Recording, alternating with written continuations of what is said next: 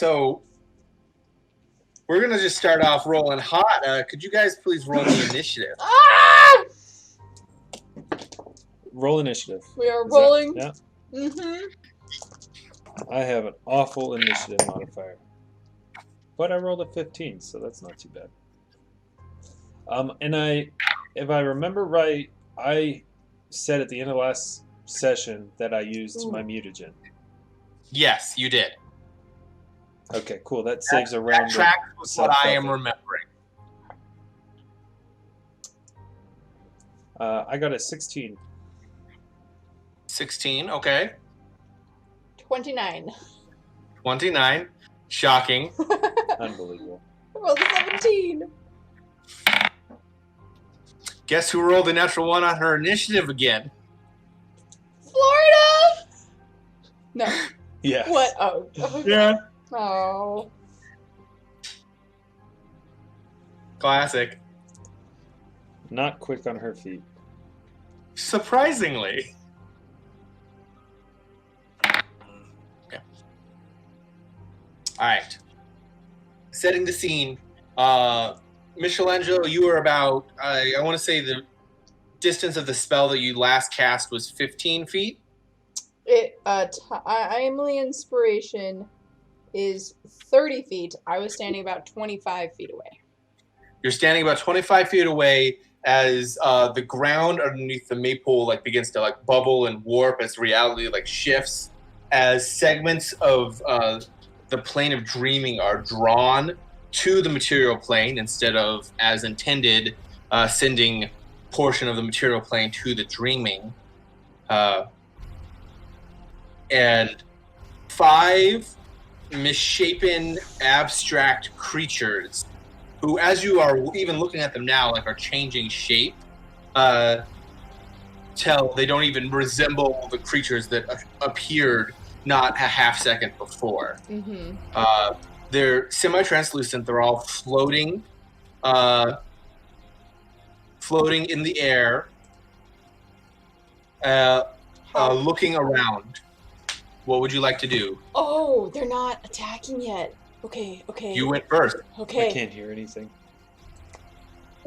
Oh, we're having a tech issue on Zach's end. Just No worries. normal with this trash laptop. The dreams came up and they're just looking around. Okay. They haven't attacked yet, so I'm gonna not attack. Because maybe they're friendly. I'm gonna cast Mage Armor with one of my sticks on myself. Okay. And, Dr. Inwood, okay. That's me. I'm not moving any closer. I am hoping that they are friendly. I'm going to, I guess. That's my turn. Yeah. It's your turn. That is your turn. All right. Which will then take us to Dr. Inwood.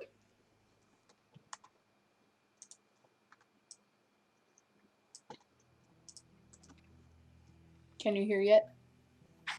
Okay, well, now I can hear you maybe? Can you hear me now? Yes. It is your turn, Dr. Inwood. Okay. Let me close some stuff and see if this will get the computer to run better. Bum, ba, bum. Maybe. Okay. Our laptop is so old. It's, oh wow, 6 years. That's old for a laptop. Yeah, I think it's about as old as my laptop. The one There's a reason I did it on my desktop. that randomly reloaded for you. Um, I remember that day. You were trying so hard. well, when have we ever come across something that hasn't been hostile or eventually became hostile with the concierge guys? Maybe this one's different. No, I'm not going to waste any time. I'm going to use this opportunity to prepare and take an extract of enlarged person. Okay. You watch as Dr. Inwood's form bulks up and fully hulks out, doubling in size, fully pushing past the limits of a medium-sized creature. Full on pants become shorts. Lab coat becomes a short sleeve lab coat. Aw. Luckily, it's strategically pleated, so it expands with him. I was gonna say, is Yeah. it like, you know, it's No. stretchy? It's a stretchy coat. Yeah, no, I prepare. Mhm. Dr. Inwood plans for everything. Mhm. Is there anything else you would like to do? I'm gonna hold my position. I'm not moving anywhere. Just like my focus is on the animated dreams and like basically just waiting for them to make the first move. Yeah, and they're like swirling and shifting around, trying to find a shape that quite fits where they're at.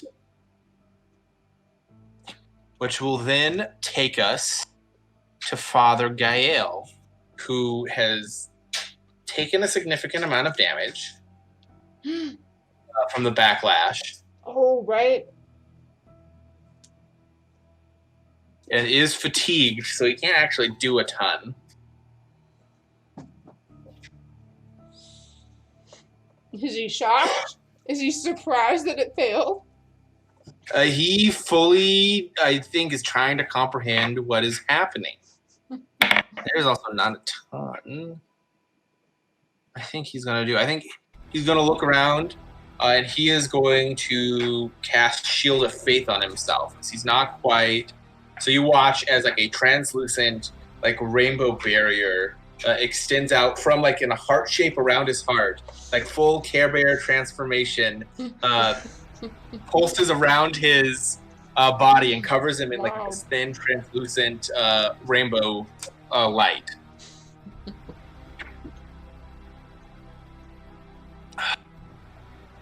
That sounds about right. Shite. Oh! That'll be him, which will take us to the animated dream.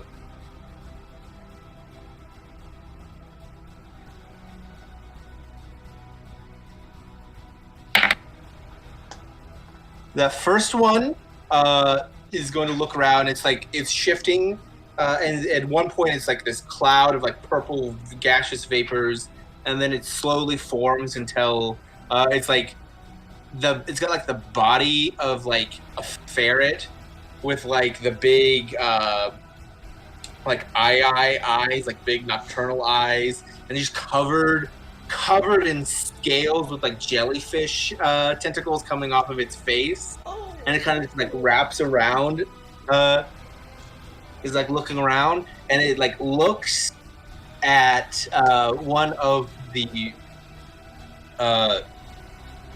unnamed villagers who actually participated in so one of the two that you don't actually know their names of. Okay. The goat not herds? Maisie, not Francis. One of the goat herds, yeah. The And it's just like gently like float. It's like watching a jellyfish float through the water, and it's literally just going to slide through. Like you watch as it like enters her chest and like floats through out and around, like spirals out, and like as it leaves, like bubbles trail out from its tail, and it's going to make an attack. I don't know why I'm rolling. Bonus is higher than their AC. Oh, jeez. No! I'm glad. Also, she's a commoner. Its minimum damage is more than enough to take it down. So you watch as this woman just starts like screaming and like screeching and like looking around in terror, and you watch as like this purple, viscous like decay like starts stretching out from where this thing touched her, and she just is like on the ground fully. Actually, let me roll. It has the capacity to just one-shot this villager. Oh my goodness. If we're doing it like fully. Oh, fully, definitely. If I roll well, it will just fully drop this person straight to dead.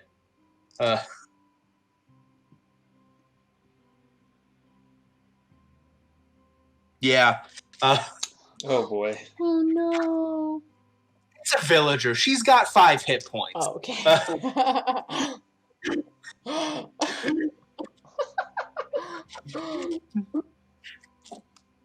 It hits like a truck. I won't lie to you here. And- It is Big oof. it is a truly disturbing amount of damage. It's just the amount capable of fully one-shotting this human woman is not a ton. Oh my goodness.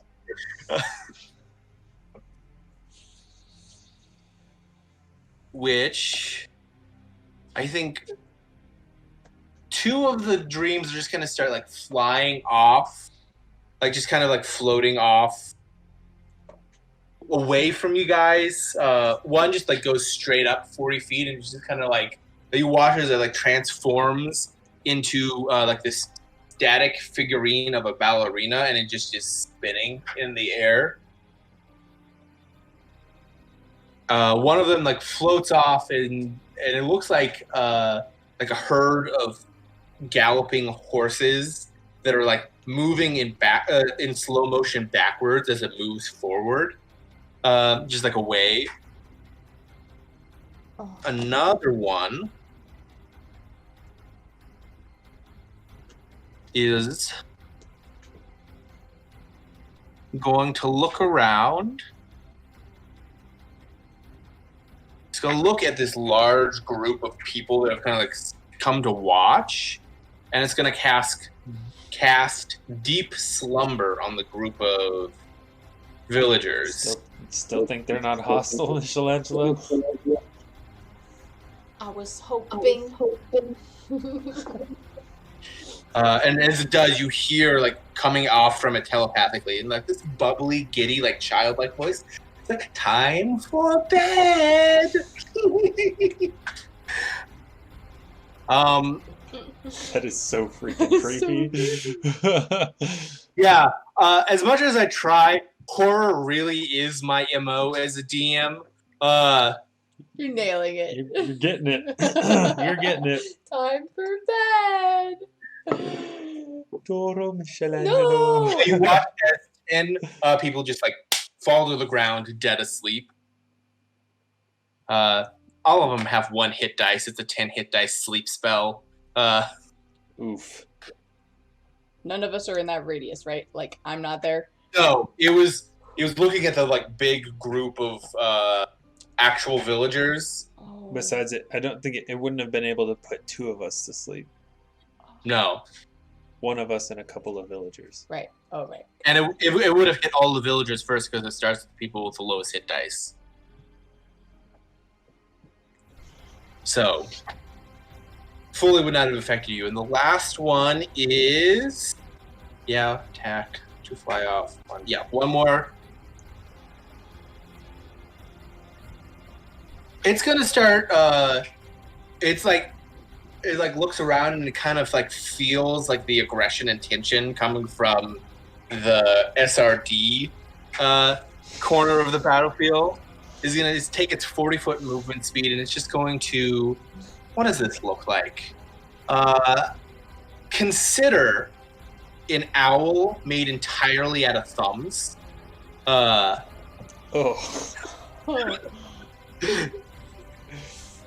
And you watch as it flaps, leaving like this like fairy dust trail of fingernail clippings in the air behind it.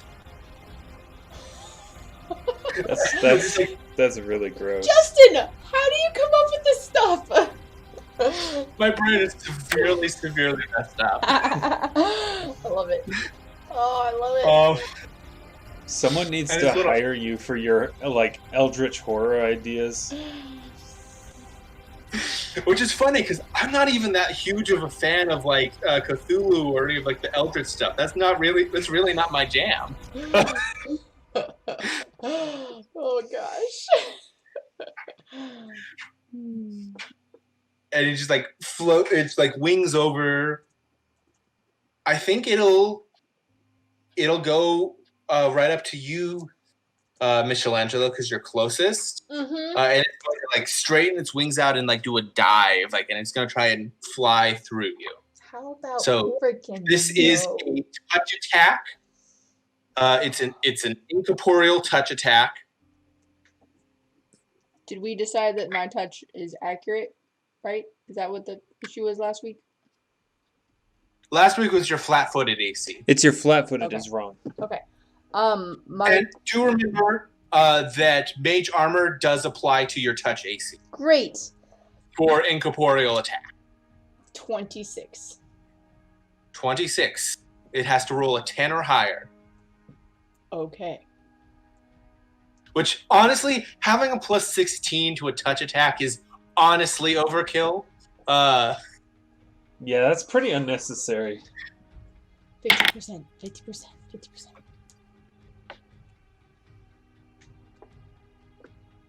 It's not a 20. You watch as it fully flies through you. You feel like cold coursing through your body, and you feel like portions of your body almost turn like translucent as it touches you.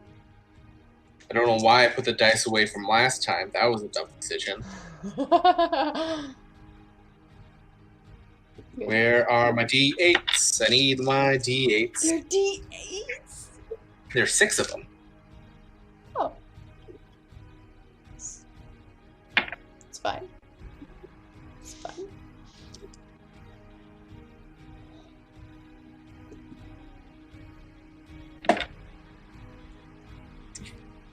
Let me know if this is cold or acid damage. It is negative energy. Nope. Those aren't. I'm not resistant.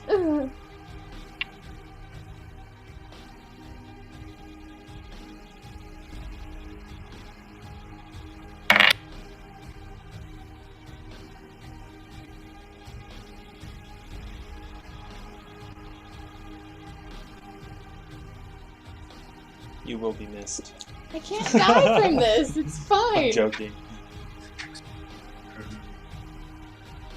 You're going to take 32 points of negative energy, Wow. and then I'm going to require you to make me a will save.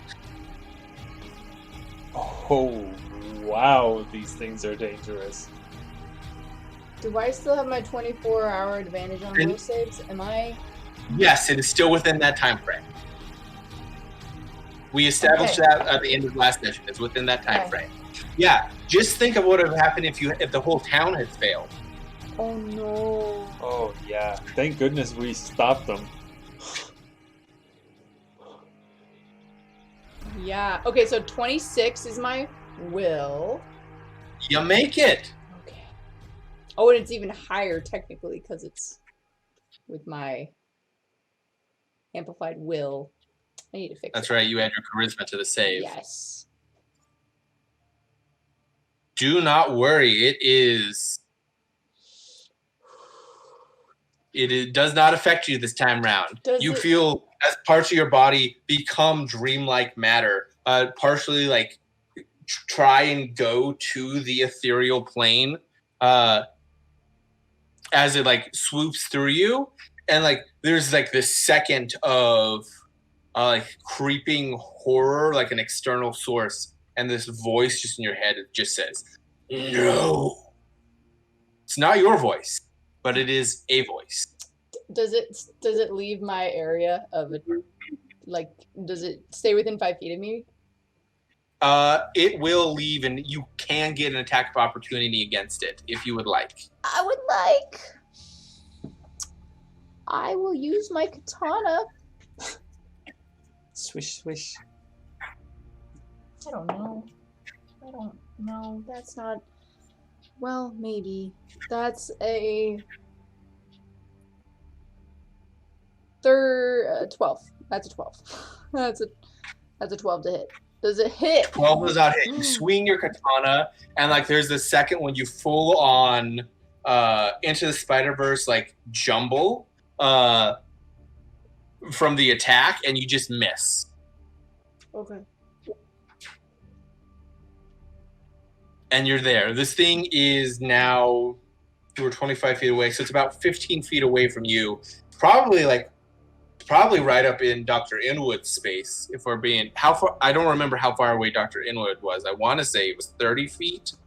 It might have been farther. I think you were closer to 60 feet. I ran up. I remember I ran up. We were like a comfortable I don't 50 know. feet away or something. I'm next to Marcus and Florida. I haven't moved from where we were watching. I was the only one who ran up. I think you guys were like closer to like 50, 60 feet away. Okay. So it's not quite in your range of attack, Dr. Inwood, but it did like swoop through and towards you.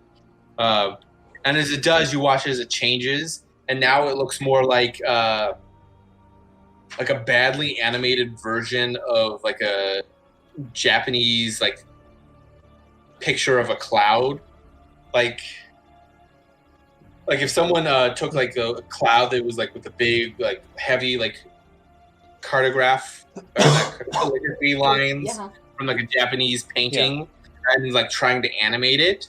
It's just like a purple one of those, like floating.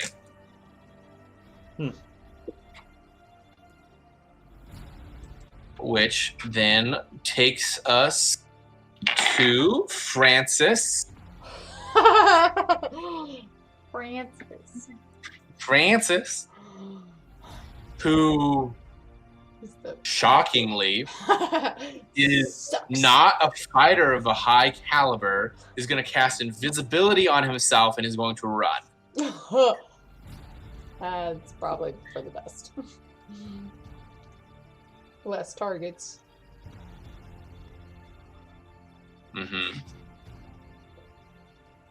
Which then takes us to Marcus, who is going to take his move action to gather power and is full on just going to do a composite blast. Probably at the closest one. Let's see what we got. Oof. Marcus builds up this big head of power, rocks and clear telekinetic energy of like condensed aether floats around him. It condenses into this hyper dense ball of stone and fully shoots off in the wrong direction. Oh no! Full Classic. on two. Just at least he didn't roll on that one. He maybe would have hit you.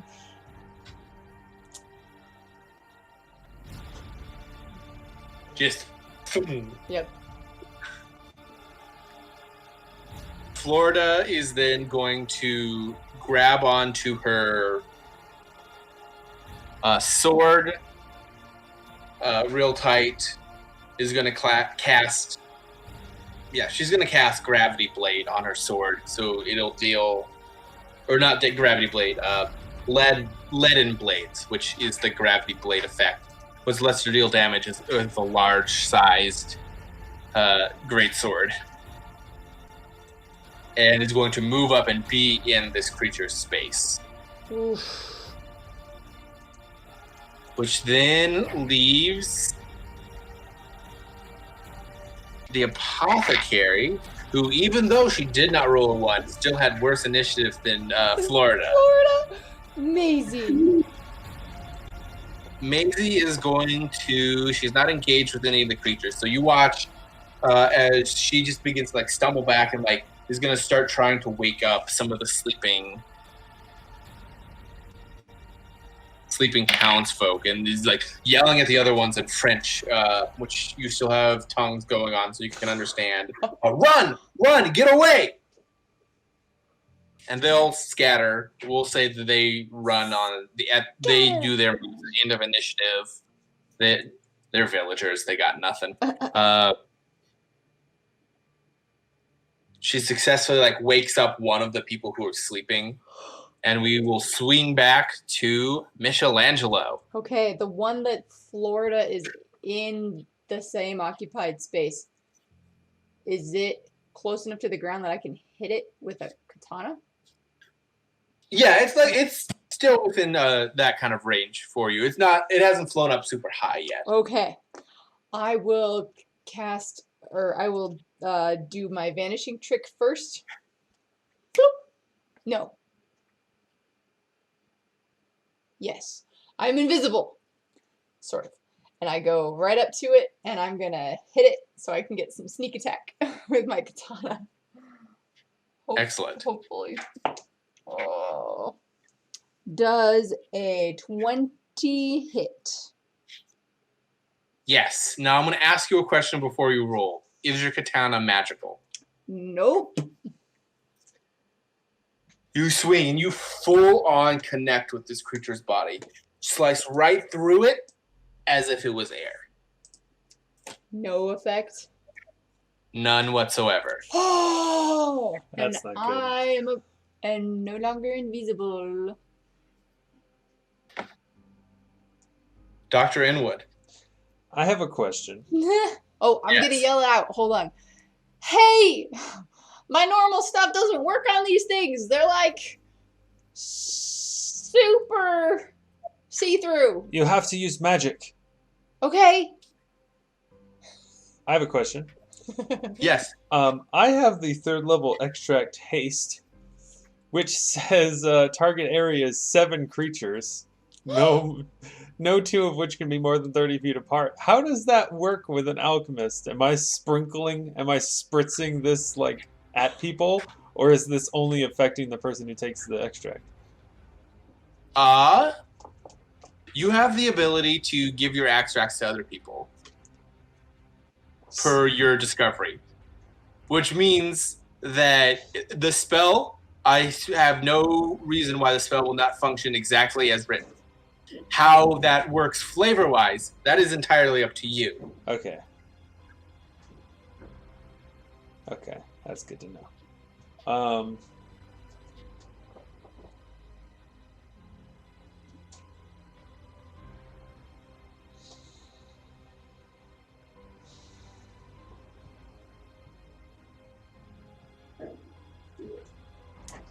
Well, here's the thing. If I cast Haste, then I won't be into the fight until 3 rounds from now. If I don't cast Haste, I'll be in the fight the next round.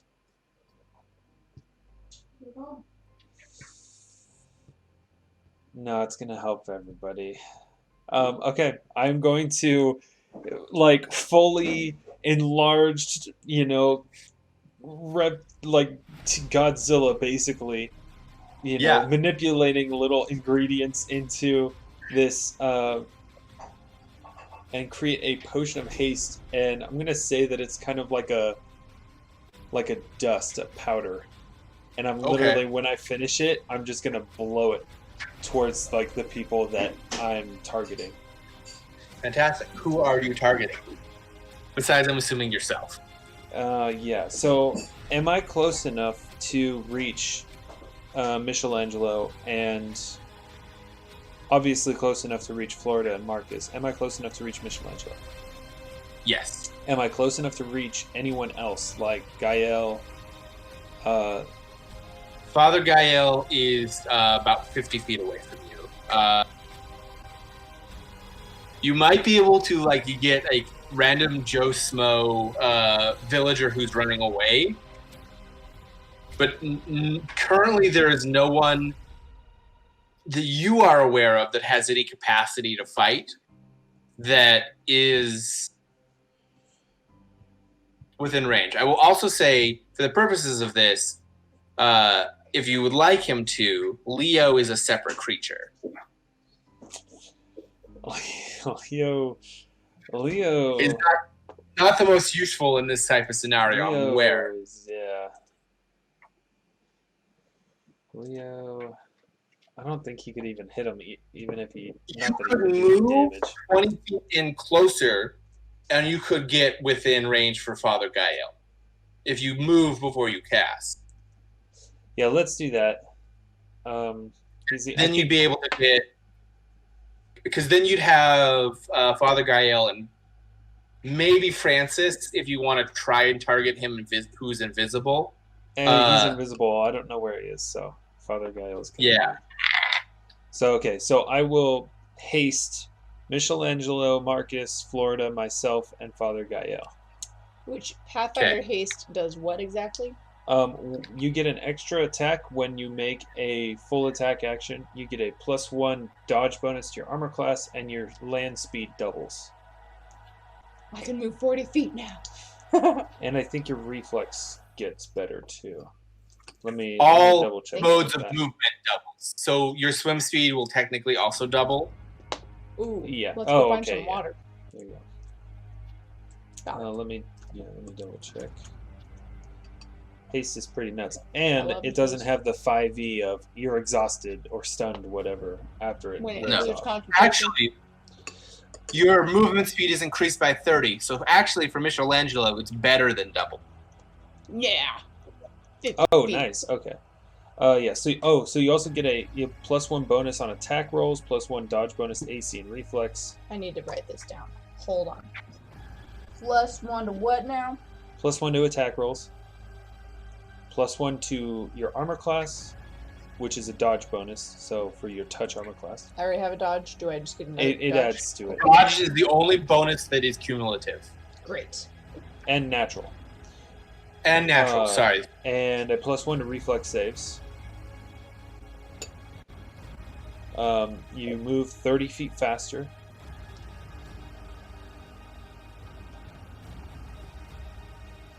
And when you make a full attack action, you get an extra attack. Okay. And that's at full BAB. Ooh. So that is for everybody. Hopefully let Marcus, who's our artillery, shoot a little bit more. And I need to check that box on my character sheet. And that is for 7 rounds. Ooh. Okay. So I will start counting those. Perfect. Nice. Which then... Father Gael is...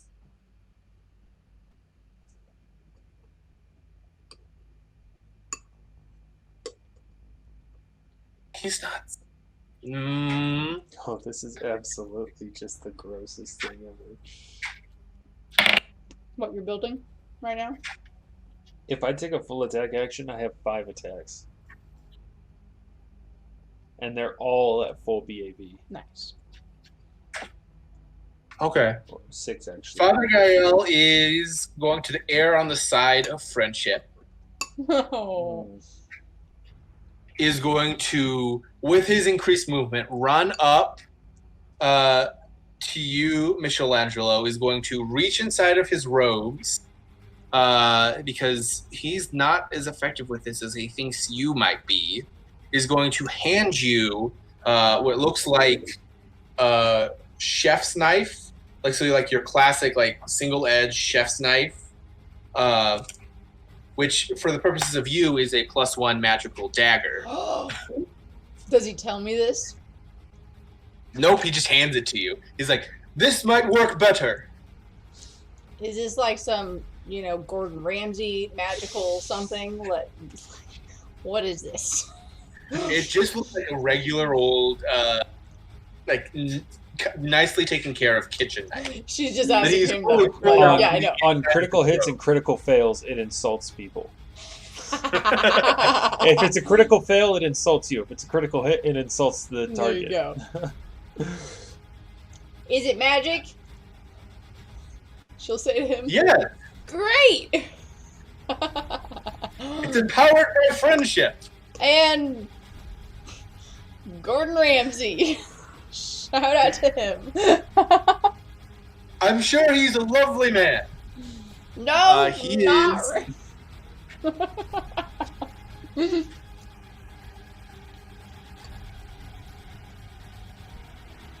Fuck it, he's gonna use one of his 2-a-day oracular abilities. He's gonna use the Interstellar Void.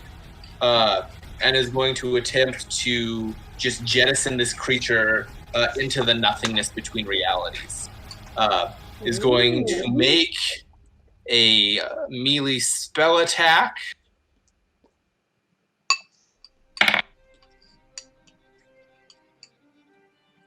Woof. And is fully just not in the right place and just does not touch it. You watch as rainbow light coalesces around his fingers and discharges in like this like array of sparks, but no actual thing happens, which is rough because that's one of his bigger things.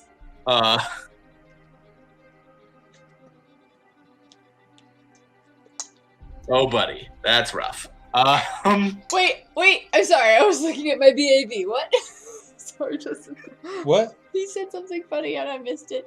Father Gael missed. Big time. Oh, nobody. Okay. Well, okay. I thought that Justin said something. Okay. Damn.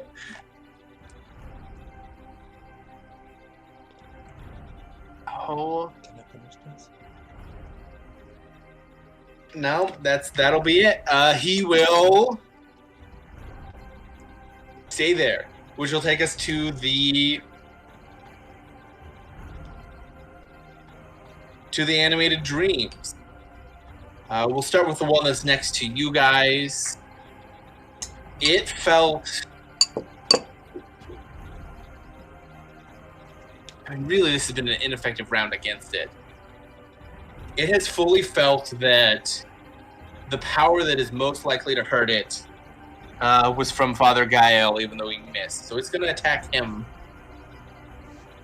Which, I mean, fuck, it literally can't miss. It's going to, like, turn around and coalesce in onto itself, turn into, like, an angry, scowling face of someone just swearing, and just will try and swoop through Father Gael, which it will. And he will take 9, 18, 30 points of negative energy damage. Wow. Is going to fail his wisdom save. And is going to take... Come on, Father Gael, you can't be doing that. Wisdom damage. Wait, what? 4? 4 points. Max damage. Oh, wisdom. Oh! Now you can finish this. Oh, crap. These things are nasty. And he fully just drops to his knees and like is clutching his chest, What happens like breathing heavy. What happens if your wisdom goes negative? Can your wisdom go negative and you're still alive? So if your wisdom hits 0, you are catatonic, and you are incapable of movement. You basically go into a coma. Oh, my wisdom's not terrible. Not as bad as intelligence, that's for sure. Mm-hmm. The only scores that will flat out kill you, if they go to 0 or below, are your physical scores. Got it. Your mental scores will just put you into a state of catatonia. Got it. Charisma. You are literally so ugly, you cannot remain conscious anymore. Wow. Well, you just have no personality. All of your like ego and all of that is just gone. It's been stripped away from you. Yeah, for context, he is now at half hit points and half of his wisdom score. Wait, he only had a wisdom score of 8? He's an oracle. He's all constant. He's all charisma. Oh, Okay, there we go. I was like, how is he? I thought it was like, oh crap. I was like, dang, like it's hitting him where it hurts because I was thinking cleric. I was thinking too. Okay. No, he's that's not. He's good. got that sweet charisma caster. 20 charisma, baby. Oh man. Oh boy. Yeah, but that fucks him up. Like that is fully fucked him up. Jeez. Luckily, he is immune for the next 24 hours of the nightmare attack. Oh, Well, good that's for him. something. Uh, I'm like looking through my notes quickly. yeah, but you watch as he's literally just like screaming, as like looking around in like panic.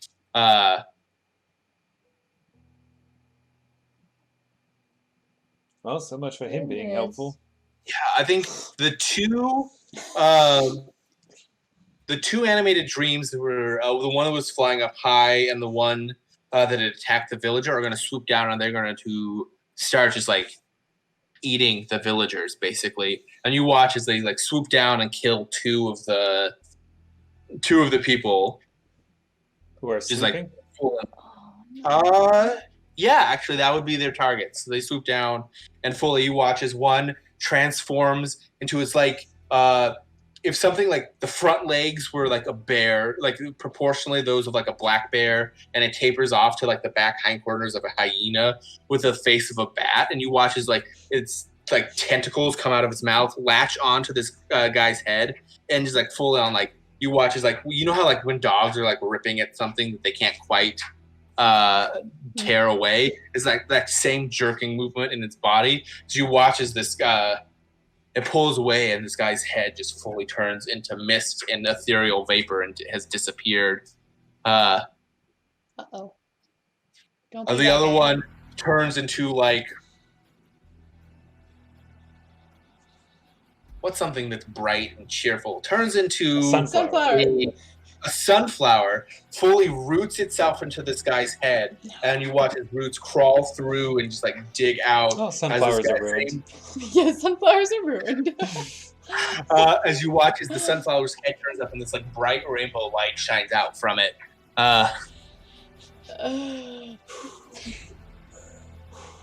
One of the other animated dreams is just gonna just keep like floating off, just like doing its own thing. And that's all of them. Which then takes us. He's invisible, so you don't see what he's doing. We'll get to Marcus then. Marcus is going to do the one thing he can do. Marcus is going to make a full attack action with his blast, which really is only 2 blasts because he doesn't have any any infusions that or wild talents that let him do more than one attack around. He's not spec'd for that.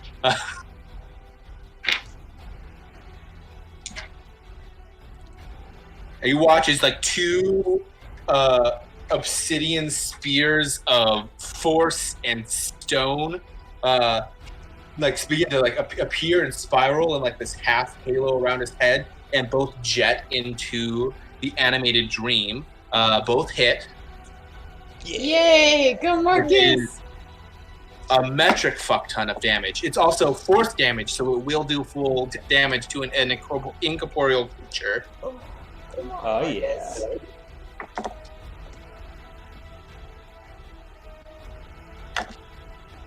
Which is bonkers. Which might just mean that he's the MVP of this fight, but... Yes, he is. He always is. Literally me sitting over here. I've just been drinking stuff this whole time. Okay. But I gave him If they that all second attacked, attack. yeah, so if they all attacked us. I get half total credit. 86 damage. 8d6? 10 d6. 10d6. 2 attacks.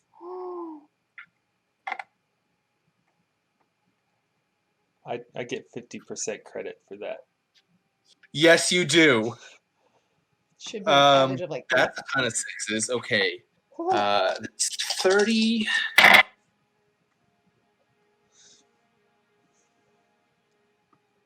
49. All right, we got to roll this 2 more times. Not I enough only got D6. 5 d6s. Oh, Wait, no. Sorry, that was the total. He deals 49 points of damage Above to average. this Way to go, creature. Marcus. Which, fuck, they have so much hit points. Oh, great. Hey, I've got this kitchen knife. Get ready. Yeah, you watch as like fully you watch as like the stones fully stop inside this creature. Like normally, like you would do like this like cartoon thing where like full on Bugs Bunny loop around the thing, wacky dream nonsense. Basically, no. Force damage negates all of their advantages on the material plane. It is hurting. And is going to like screech and look around. Which Marcus, Florida is going to lift up her great black blade and is going to make. It's a good spell strike that she's got.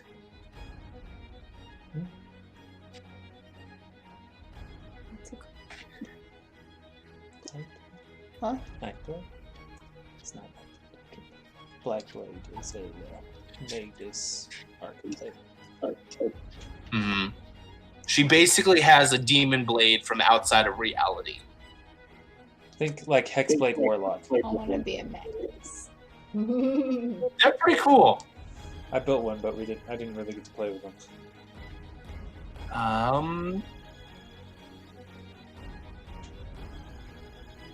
There we go. There's your spell list. Should have had this up, or whatever.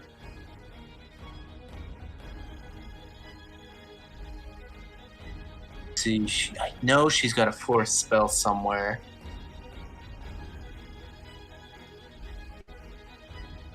Come on.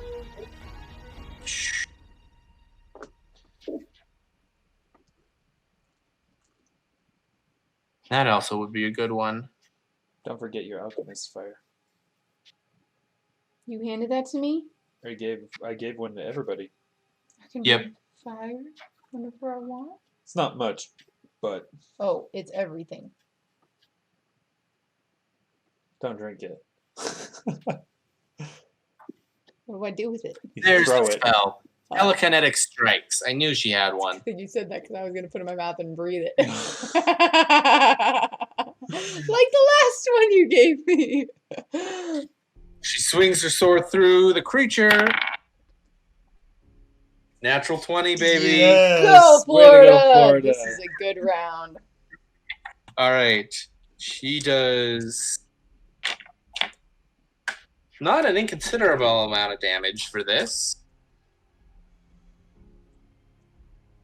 That is going to be 17 slashing damage. Oh, wait, no. Plus her strength ups it to 20, which is halved because it's magical damage. It's a magical weapon damage, so it's halved. So it takes 10 points of slashing damage plus 7 points of force damage. Not bad. As it, like, screeches and like writhes around as it's feeling pain for the first time in its corporeal life.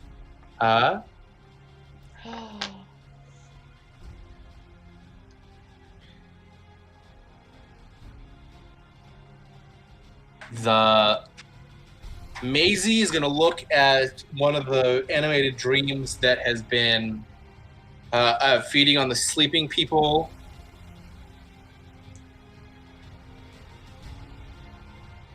And she is going to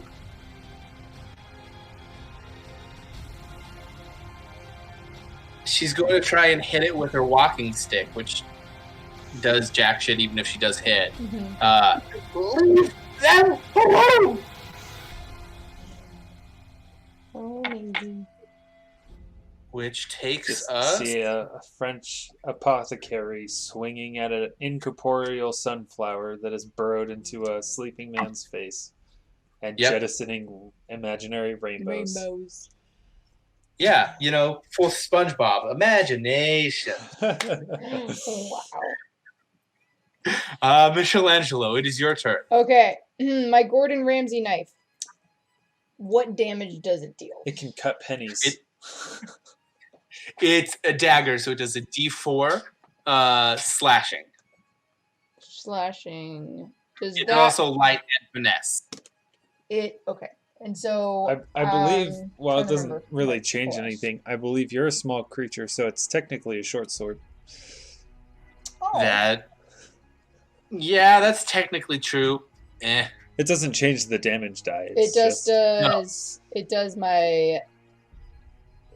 That is true. It is technically a short sword in your hand, which is still something you are proficient with. It is still... Okay. On my attack rolls, that's just to hit, not my actual damage, right? yes. Okay. It's only the roll. Correct. So It it's just or plus. only It's attack roll. plus my. Okay, I've just made a little thing for it so I can roll and know what I'm doing. Okay, I'm gonna take this little chef knife, and I'm gonna go on guard and just. You are flanking with Florida, Awesome. so you do get sneak attack if you hit. Goodness. Okay, well that's a 15. Does a 15 +2 hit? for flanking. Oh, 17. Does a 17 hit?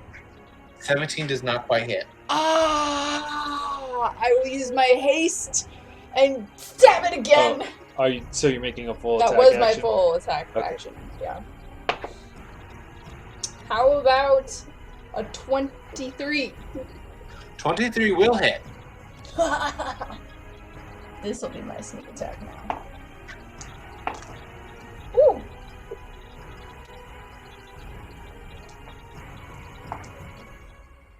Okay, that is 15? 15 damage with my 15 damage. Gordon Ramsay knife. Right. Okay. Up You do have a its- +1 from the knife being magical, right? to add to the attack roll, yes. And damage. Oh, and damage. Attack and damage, yeah. 16. Yeah. Magical 16, enhancements all are attack and damage rolls. You watch, you stab it in. It still feels like a little bit like you're stabbing into like water or like a non-Newtonian fluid where like it has resistance, but it's not the resistance you'd want normally. And so it does, but it does deal damage, and you watch as it does like screech and like twist around. Is there anything else you'd like to do with your turn? Nope, because that's my full round action. I am just, I don't know. What does Gordon Ramsay say? Donkey! Did he say that? Idiot sandwich. Idiot sandwich. There you go. Make me a sandwich. There, I'll say that. There we go. The stream is so fucking raw, I can still see the brain matter. That is my turn. All right, Dr. Inwood. All right. So we go into round 2 of haste. I have to do this, otherwise I'm not going to be able to do anything. I'm going to take another extract of elemental touch. It is going to be electricity. Okay. So that lasts also 7 rounds. That's just for me. So my natural attacks are a 1d6 electrical added onto it.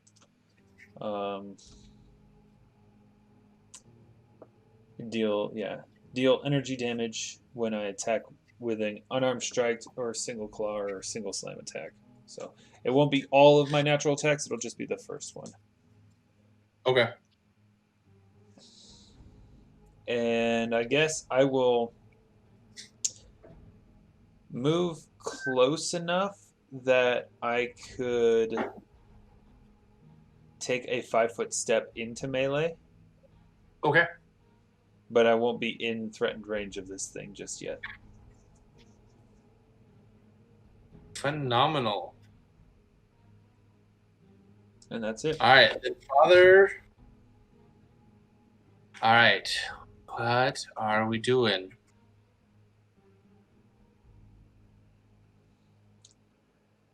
Yeah. I don't know.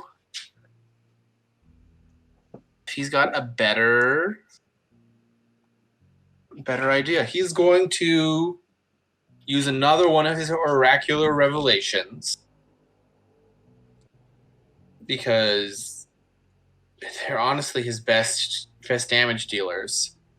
He's going to look at this creature, and it just says, "Please, tell me what you're thinking." And is going to attempt to brain drain the animated dream. Huh. Tell me what Which you're is thinking. a will save for the dream. His DC is not bad.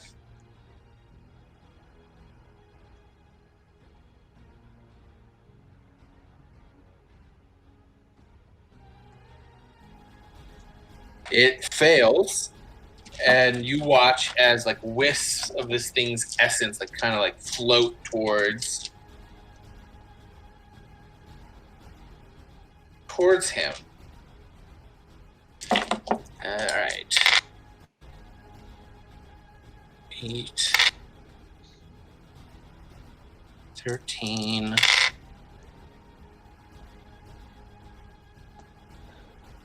19, 25, 29, 36 points of, technically it's an untyped mental attack damage. So technically it's not force damage, so it's just basic magic damage, so it's still Psychic. half. Yeah, they don't have psychic damage for Pathfinder, Huh. which is a weird, like, not a thing to have. That's a strange omission considering there's a lot of classes that do psychic stuff. Well, when was psychic Right. invented? Maybe it was invented after Pathfinder. No, maybe.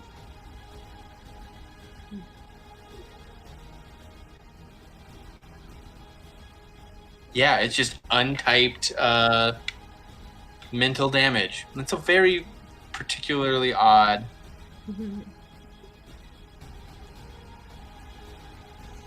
Oh, that's neat.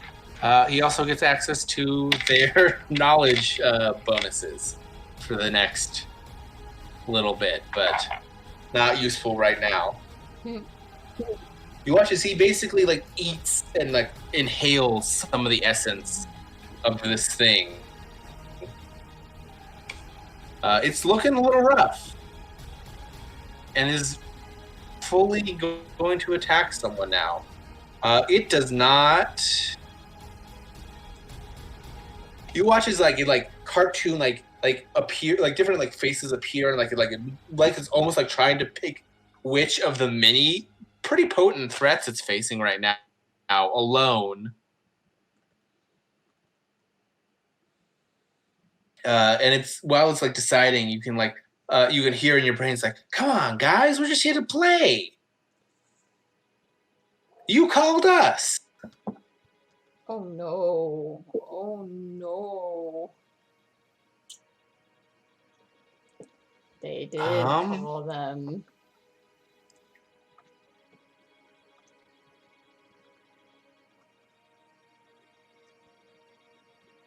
Can't use that.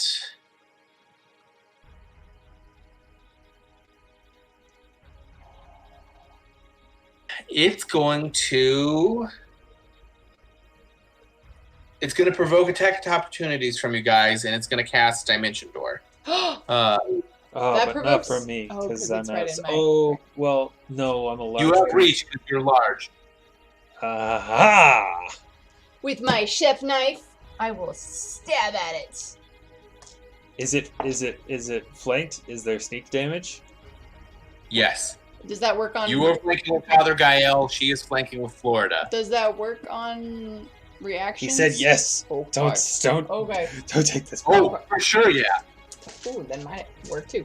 Okay, I've got a 25 to hit.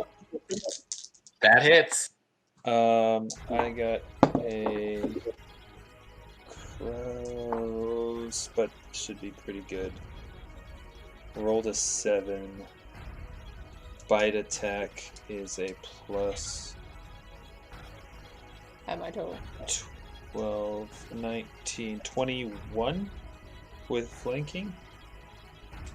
Okay. To hit. 21 will hit. 15 damage from Michelangelo's Gordon Ramsay knife. Okay, Florida swings and fully misses. Oh, Florida. Father Gael has no physical attacks that he can do, so... This is my favorite new knife. That's not a knife. This is a knife. What she'll say to Florida. She'll say that to Florida. She missed! It's beautiful! What's a break, babe? Uh-huh. Oh, that's a lot of ones. That's unfortunate. Okay, so there's 8 plus 7 is 15. There's 20. There's 25. There's 30. There's 34. 35 points of damage. 35, alright. You reach out, you bite, and this thing, like, you feel like wriggling and writhing in your... It's stronger than my claw. I get a D10 instead of a D8. It's like it writhes and like in your jaw, and you watch like magic like coalesces in your mouth, and you chomp down, and as you open your mouth, just this miasma of sparkling lights exhales with your final breath, and it has dissipated. How do you have that many D6s with this roll? How to what? How many? Is that for sneak attack? What are those? That's for sneak attack. That's for elemental touch, and that's my base die. This is your sneak attack. Yes. How do you have that much for sneak attack? That's what PC Gen tells me. What? I can't believe it. You would have that many if you mainlined ninja. Because I have all my levels in Vivisectionist, and I get a sneak die every time. Yeah, that would explain it, because I only did... Well, I did 4 in ninja. Yeah, that's fine. Alright. Woot woot.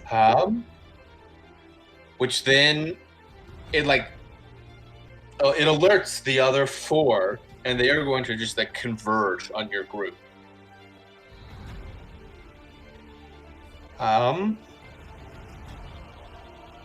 Yeah, they're gonna go for you, Dr. Inwood.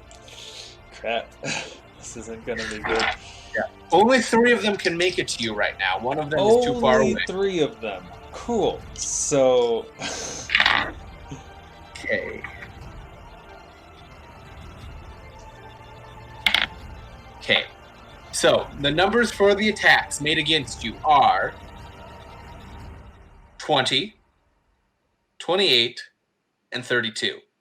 Yeah, those will all hit. It doesn't matter which armor class they're going What against. is your AC? My total AC is 18. Would mage armor help you right now? It would give me a +2. Because I'm already wearing armor. Alright then, never mind. Just wondering if I... But I don't think it matters because I think they go to touch anyway. But mage armor applies to touch. I'm pretty sure that they can hit 14 with a nat 1. Ooh. Yes. So, yes, they can. Oh no! Because they have a 16, I think, is what he said. goodbye, cruel world. This is only your first time getting hit. Maybe you'll be fine. You'll be fine. You'll be fine. I'm getting hit by all 3 of them. You'll be fine. And so far, we've seen them do at least 30 damage every hit. Let's pull up. I don't have very many hit points. What is your hit point now? 55. Oh. What's your constitution score? My constitution is a 12. So more than 67. You're dead. So 2 of them. Goodbye. Yeah. You had a really good last hit. Actually, it wasn't. I rolled a lot of 1s. I rolled 4 1s. So we'll do this one attack at a time. So your first one going to take 23 negative energy. Okay. And you're going to make me a will save. Not my strong suit. Is this a mind-affecting effect? Yes. I get a +2. That is a 13. All right. Starting with the positive, you are now immune for the next 24 hours to this effect. Okay. So how much damage did I take again? You, for this first attack, took 23 points of negative energy. Negative energy. You sweep this thing, like sweep through and coalesces. Not even like a fully formed vision as it like touches you. You feel like this horrifying. So here's the thing. The nature of the nightmare curse is it shows you like the most horrifying vision that your brain can conjure that would actually horrify you. For most people, that would be what you do on a daily basis. For you are shown the banal tedium of an uninspired, unenlightened mind. You are shown visions of an average nobody. And you take 1 point of wisdom damage. Alright, that could have been a whole lot worse. Oh, man. It's the first attack. Well, I'm immune The to second it now. attack. But you are Well, at immune to the least- wisdom. Yeah.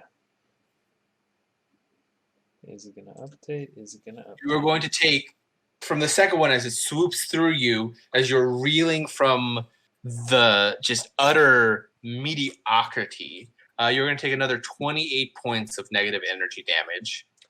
Okay, if this thing does less than 16 damage to you, the third one, you will survive. It has to be under 16. Well, I'm at 4 hit points.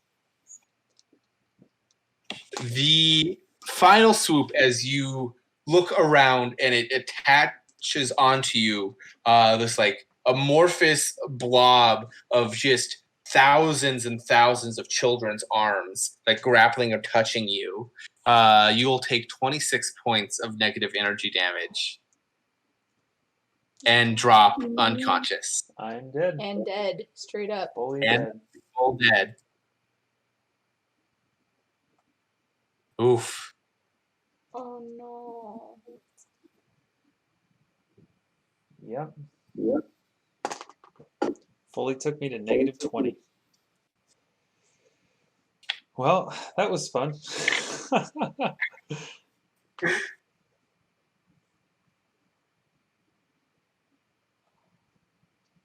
Okay.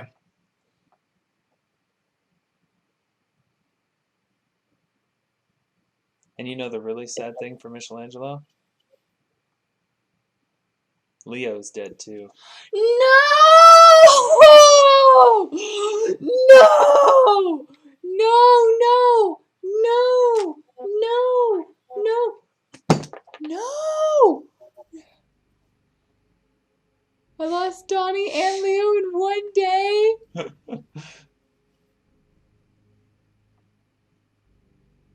Okay. There's nothing I can do. There was nothing I can't. There's no reaction.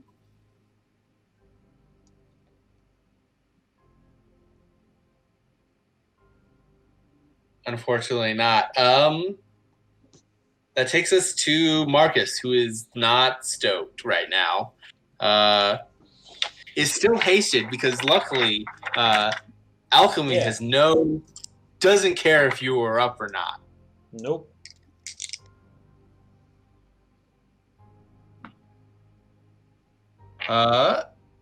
Hits both times.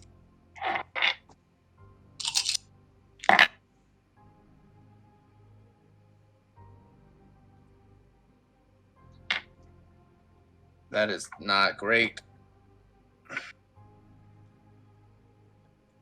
10, 20, 21. Is going to do 29 points of damage to one of the animated dreams, just like yelling, like just like a guttural, like primal, like no kind of scream. Florida is going to swing as well. She's going to take her full attack, which will give her 3 attacks.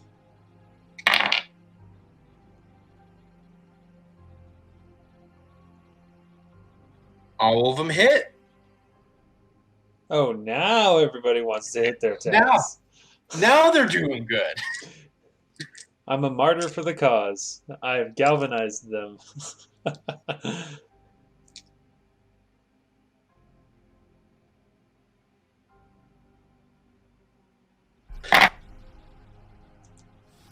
Not bad. She swings her sword 3 times through this creature. It is almost pure vapors now. They've focused in. Shockingly, that helps. Maisie doesn't have anything she's going to want to do, so we're going to switch her back up to Michellangelo.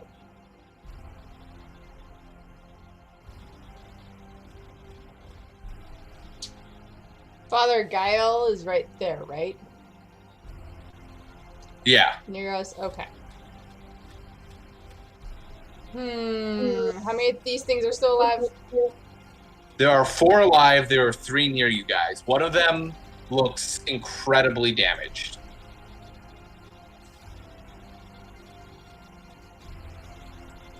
I am going to Vanishing Trick.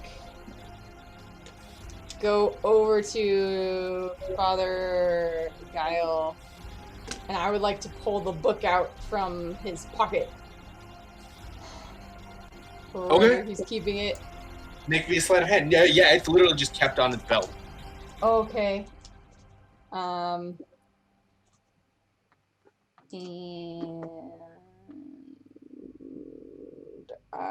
That is a 30. Yeah, you got it. He's not paying attention to that book at all. Gonna open it. What would you like to do? Doucnath, I've come to bargain. That's what I say. Okay. You open the book, you look at it, you say you have come to bargain. That's me. And you are just scouring the book. Father Guile is on the ley line.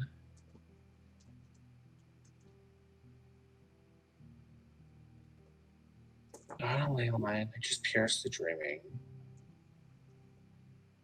Yeah, he could do it. Father Guile is going to use what is probably going to be the only time in his life he's going to be capable of doing it. He's pierced the veil between a reality of magic. He's standing on a ley line. The ambient magic is just high enough that it's up to the maximum spell level by 2. So he's going to use his only 5th level spell that he's ever going to be capable of doing. And he's going to cast Breath of Life on Dr. Inwood, which is not a guarantee of coming back to life. What is it? Revivification is much more difficult in Pathfinder.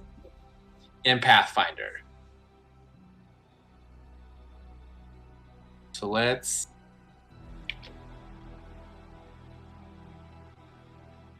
do this right. 5, and he has. I'm okay if he doesn't make it, by the way. I'm totally okay with that. Michellangelo is not okay with that. She needs her Leo and Donnie.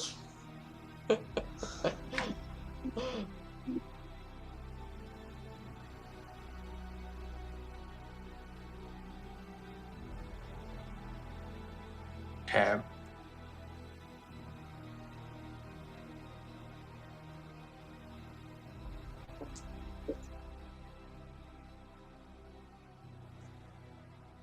So when you died at a total negative amount that was equal to or greater than your Constitution score, correct? Correct. So he casts Breath of Life on you. Watch as he inhales and fully exhales rainbow light as a... Oh, no. Yeah, as he like bends over and like breathes into the crocodilian mouth of Dr. Inwood.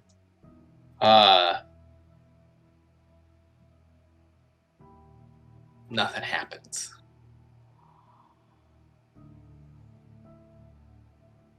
How does it work? How does that spell work? So, let me read you the spell. Unlike other spells that heal damage, Breath of Life can bring recently slayed creatures back to life if cast upon a creature that has died within 1 round. Apply the healing from the spell to the creature. If the healed creature's hit point total is at a negative amount less than its Constitution score, it comes back to life and stabilizes at its new... Oh, wait. I did this wrong. I have to roll first. I was gonna say, isn't there like usually a roll? Maybe you did roll. Okay. Oh, no, then you're fine. He breathes into you. You are going to heal for 45 points of damage. And you are going to take 1 negative level. Ooh. Wait, does that mean like you go For back a down day, a level? yeah. Oh, just for a day. For a day, you take a cumulative -1 penalty on everything. Hey, I know what that's like. Well, it's worse than that because Yes. I lose. On everything. It's Well, I lose. And you are also spells, I treated lose as 1 sneak level dice. lower for the purposes of Mhm. anything that counts on your level. Only for 1 day though, right? For your long Yeah. rest? Yeah. You're fine. What else are we gonna fight in a day? Do you say anything?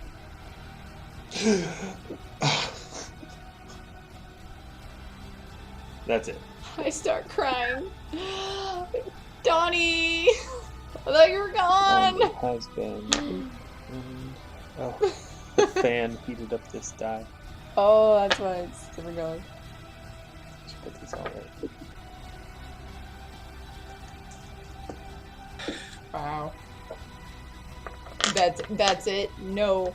Thanks. I was Mother. just literally dead. My brain is still starting to, restart It's and started come to back grips up. with being alive Oh again. gosh. Can't believe you did that. That's amazing.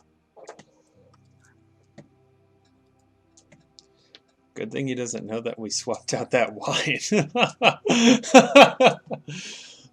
Yeah.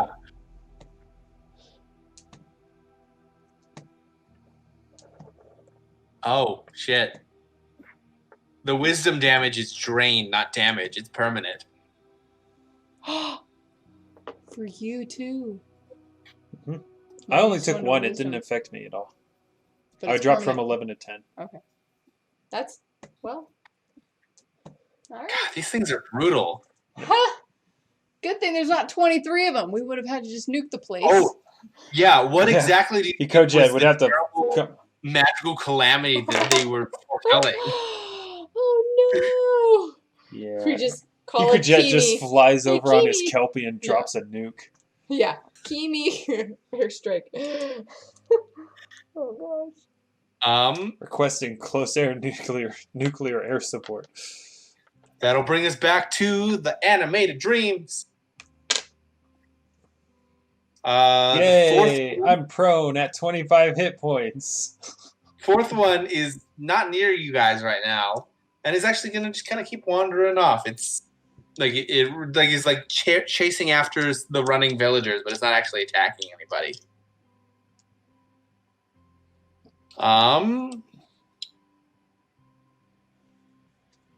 Father Gael keeps doing dream shit. He keeps whipping out dream magic. They are... One of them's going to attack him. All right, that'll hit. I don't know why I keep rolling. Well, you got to know for crits or something. That's true. That is... How do you get 16 on 68? That's just low. That is. Wow.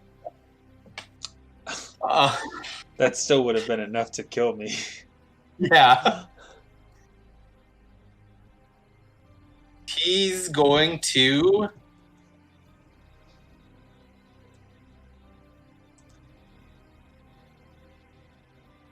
He's going to take the damage. He's fucked. Oh. Yeah, he's looking rough. He's not looking great. He's like bleeding. Like there's parts of him that are like glitching out, like full like spikes of like random color and like dissociation from his body. Mm-hmm.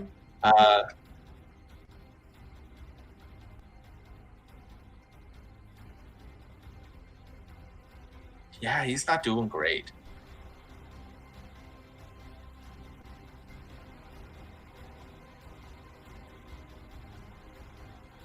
All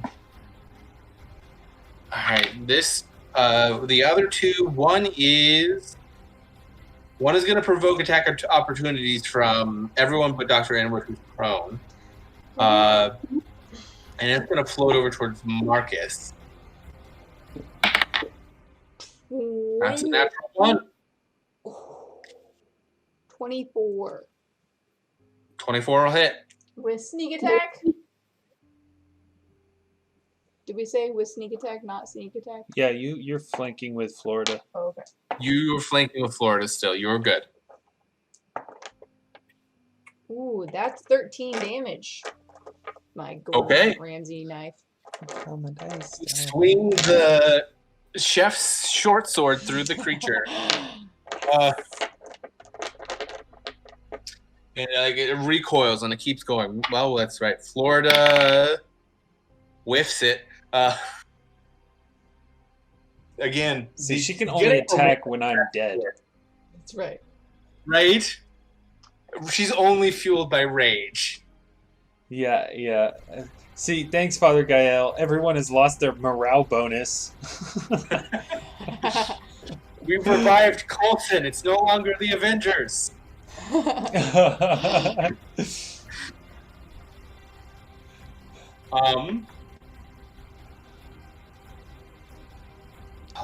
The dream like floats off, does all of that. The third dream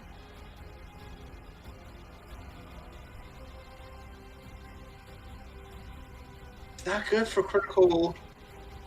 They're not good at critical assessment of stuff. I think it is going to.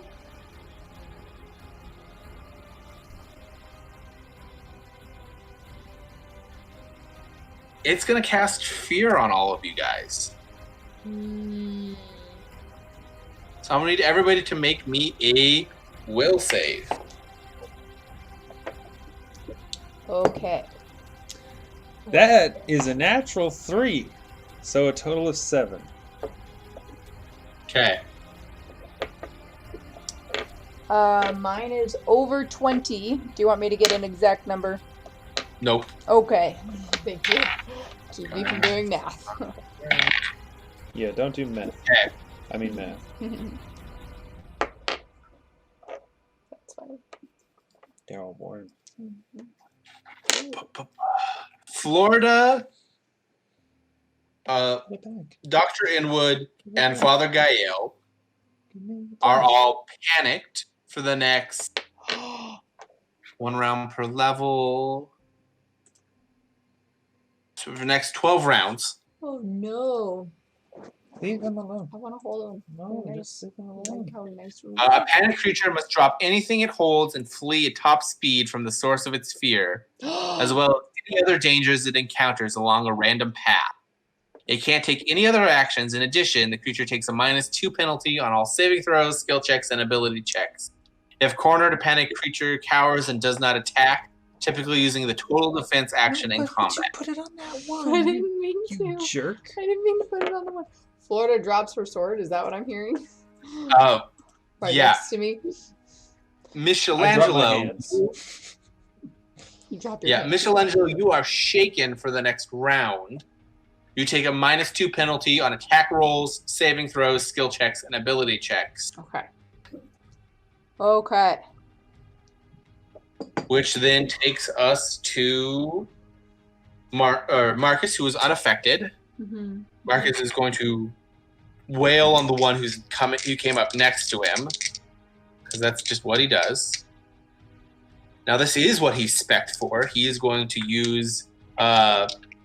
he has a flurry attack for his kinetic weapon. So he now gets 4 attacks. Woohoo! And his full base attack bonus. Awesome. That's pretty spicy. Those both miss. Aw, And Marcus. he hits once. Wow. He True attacks to 3 form. times. True to form. Hits once. So he makes this giant maul of telekinetic force and like dark obsidian stone, and just like goes wailing at this creature. And this creature just full on Wile E. Coyote, like Roadrunner is dodging out of the way until he finally just gets like one good Gallagher hit on this thing and is like bows out.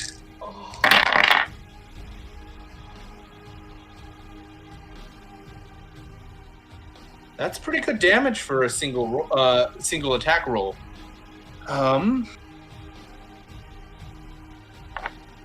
That's 12. At 24. He does 26 points of damage. That's 4 6s and a 2. On this thing, just like full on. Gallagher's on this creature. Florida is going to book it, which will provoke an attack of opportunity. Which will hit. She's going to take 33 points of negative energy, and she's going to have to make a will save. She does not succeed. She takes 1 point of wisdom drain and is just running as fast as she can away. Florida. Poor Florida. She's literally having like the worst time of her life at this place. I died. She did too! She comes back to life. You did too! Not normally. We lit her on fire! And she said that was the smart idea. She died twice. My bad. Almost twice, I guess. Michellangelo, you are shaken, but it is your turn. But not I stirred. am picking up Florida's sword. I'm going to tell you this now. Rules for Pathfinder. It is a two-handed weapon that is for a size larger than you. You cannot physically wield it. Is it like a great axe? It's a great sword for a medium creature. Ah. So it's like a super great sword for a small creature. It's fundamentally, it is a four-handed weapon. You do not have the physical mass capable of wielding it. Well, I'll just sit there holding it. You can still attack. And not with it. No, you can have your... I know, but I picked it up and I'm like holding, I imagine like the hilt is on my shoulder as I'm like trying to lift it, but I just can't. And I will go into an inspired rage.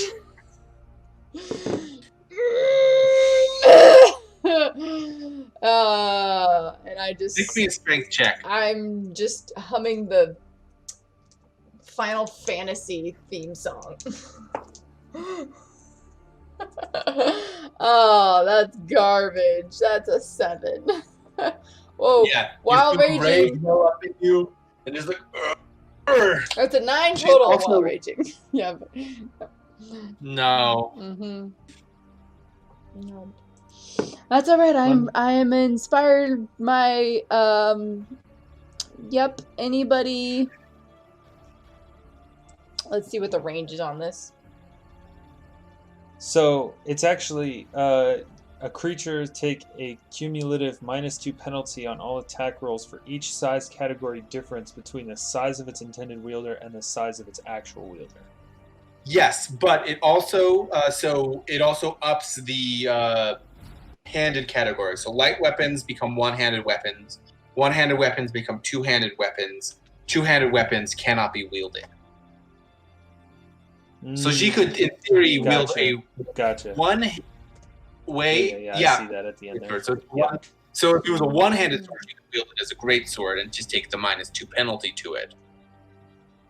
But it's a two-handed great sword. You're essentially like a little kid trying to wield like Cloud's giant sword. That's why I said I'm humming the Final Fantasy theme as I am just like trying to. Yeah, I mean, it's a fucking big greatsword even for normal people. It's a 7-foot-long piece of steel. All right, I'm gonna stop messing around. Next turn, I'll just attack with my little kitchen knife like usual. Okay.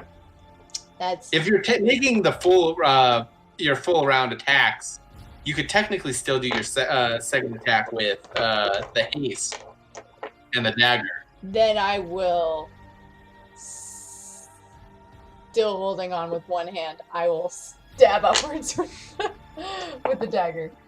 That's a 26 to hit. 26 will hit. Okay, that will do 5, 6, 9 slashing. Magical. Okay.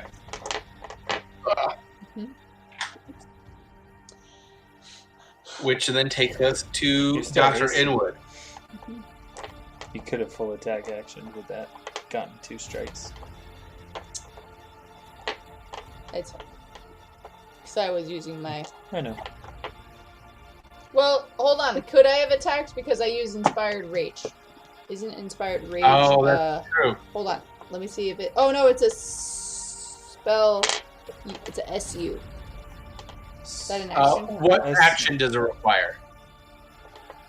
Let's see. It's a supernatural. It's a supernatural ability, but it's in one of the like gray and white boxes, you know, so it doesn't say if it's an action. I can just enter an Inspired Rage.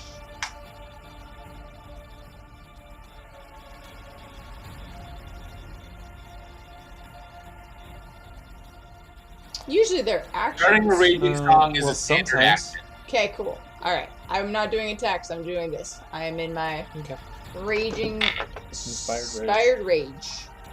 Okay. Dr. Inwood, you are prone on the ground, you are panicked. You have recently been re-alived. Yep. And tick both of those counters up for haste and elemental touch. I'm going to stand up, which takes my movement action. And provokes an attack of opportunity. This is in fact true. Does a 17 hit? Oh yeah. Against my normal armor class, right? Or against my touch? Use your touch. Oh yeah, big time. Oof. Okay.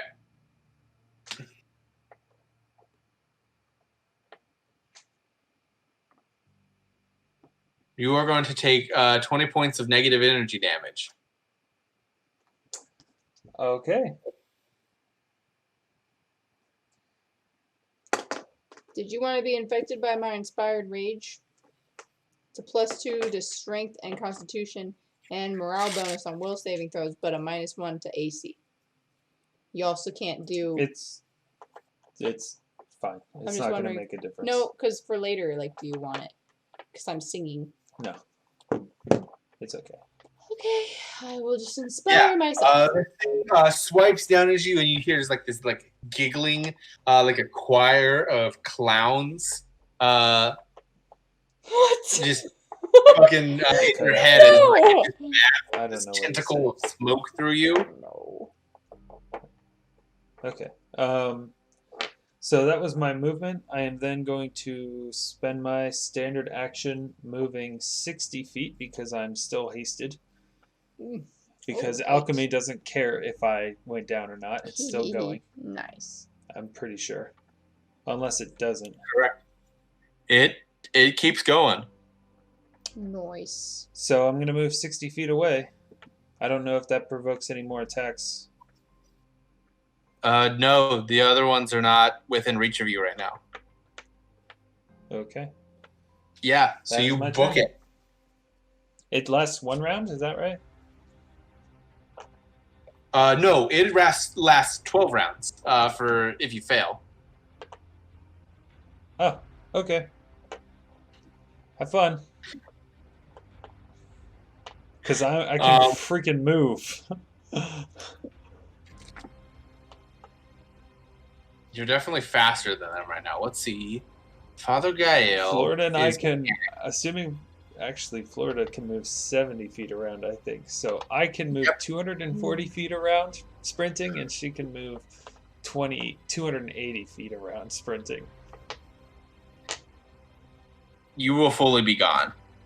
Which is fully a, like, football field in 6 seconds.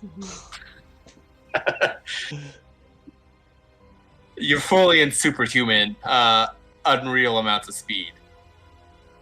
Yeah, just a large Godzilla creature bashing its way through the jungle, or not jungle, the forest. Father Gael does not have anything that'll help him get away. But what he is going to do is he is going to use his third oracular revelation, the Cloak of Darkness, to wrap himself in shadows to give himself a +6 to his already pretty decent stealth, and allows him to hide in plain sight. He's going to hide and run. Hiding does jack shit when you roll a 1. Oh boy. He's going to run. He is adjacent to another one who is going to make an attack of opportunity against him. Yep. Stop running away. And as this creature latches onto his back, fully turns into a bright neon pink fuchsia knapsack onto his back, which then just eats him from the inside out as he falls to the ground. Which he was at hit points 23. His con score is 12. Yeah, he is fully dead. Fully dead on the ground. He made it exactly half a step where the thing latched onto him and killed him. Rip.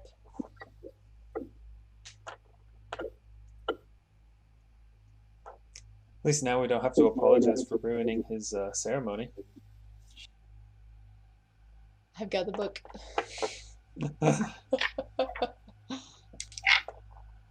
All right. Don't use these ones because they're counters. It's the creature's turns. Oh man.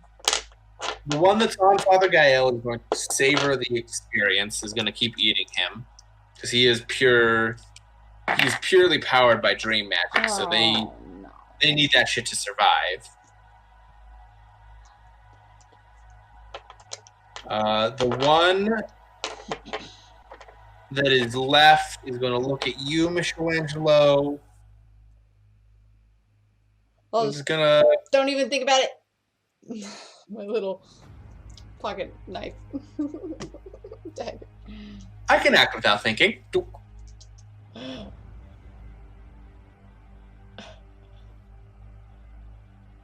Does it come at me? Yeah. Did it crit? Yeah. That's what I get for taunting. TPK. My TPK. AC is a 28, but Well, I don't okay, think Marcus that does matters. have to survive somehow Yes, Marcus survives. We know this. for time continuity. All right, what did it do to me? You are going to take 47 points of negative energy damage, Okay, and you're going to need to make me a will save. I drop unconscious, and my will is gonna be over a 20. You make it. Okay. Is it over 20 by 1 or more? Yeah. Then you make it. Because it's higher than that. Yep. And I'm at -3.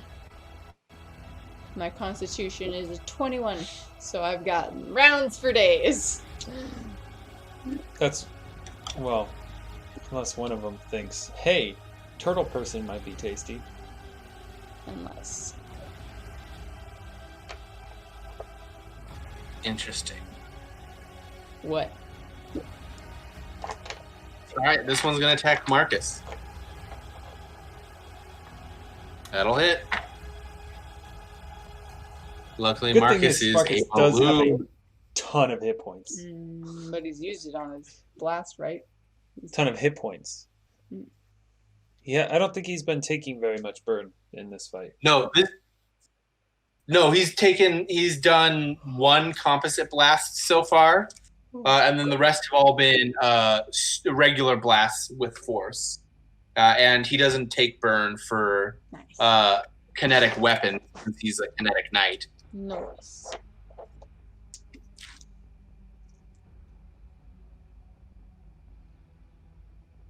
Which means he will take his first damage of the night for 22 points damage. Gonna make that will save. Not gonna make it. It's gonna take This is 4 truly points like of father wisdom like son damage. because Marcus Jr. almost never took damage and had the most hit points of the whole party. Almost never took a hit. Yeah, he's gonna take 4 points of wisdom drain. Ooh. Marcus, no! What's his at?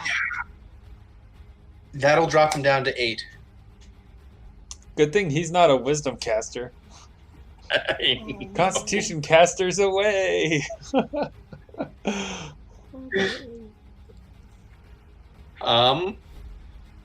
Dang! Which will then bring us to Marcus, who is furious and is going to do some more kinetic. Is going to do more kinetic flurry of. Swoosh, swoosh, swoosh, swoosh. Those will hit.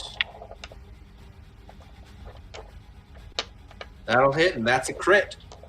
So that is Marcus. a total of 25d6 Just roll on it this creature. Roll that on d20. Roll 20. I mean, at this Uh, point. I'm rolling it on the Wizards of the Coast Dungeons and Dice roller. Smart. I've been rolling too many 6g8s to Yeah. not. Add that He up. is fully going to do 90 points of force damage, which is the number of hit points these things have at max hit points. Killed it. It's Nice. full on just going to whoosh this thing, Oh my goodness, Marcus. dissipating it back into ether.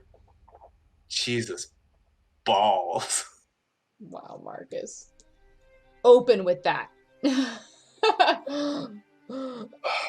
Man, where was that? Like literally any other round. 2 rounds ago. 3 rounds ago. We're on 4 rounds of haste right now. About to be on the 5th round. Okay, Florida is going to take a full action to run and is just gone.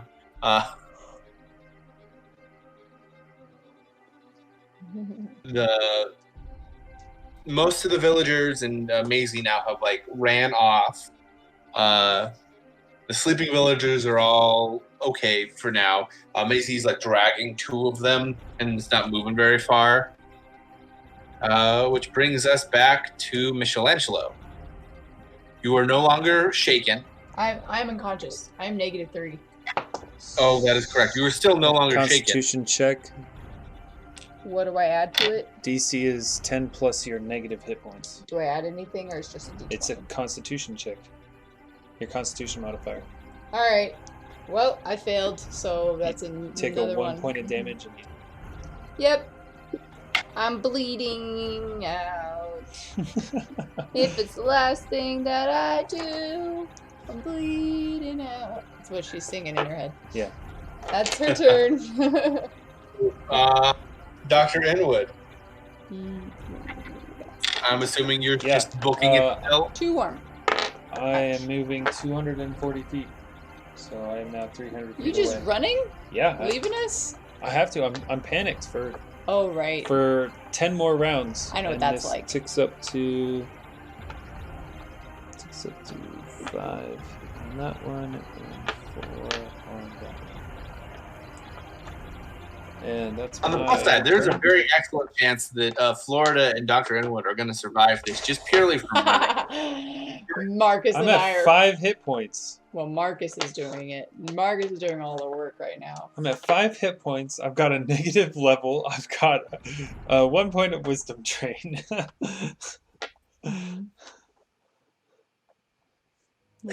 You're alive. Deal. Father Gael is 10 more dead. rounds? We're both of us going to be fully like half a mile away by the time this panic ends. Mm-hmm. And you won't have haste to get you back. No. I mean, I could actually. I feet are can't you use that away? again. I only have one third level extracts. I can't use haste again. How many feet are you right now? 300. Okay, you'll be fine. A mile's 5,280 feet. I said half a mile. Takes us to Half a mile's 3,000. Enemy's Dreams. 2,000. That one is dead.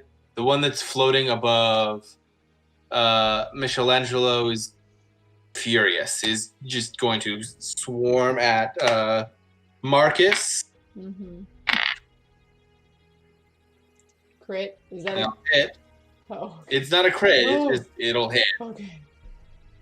Marcus will take another 20 points of negative energy damage. Oh, He's no. already taken drain, so he is immune. Oh, good.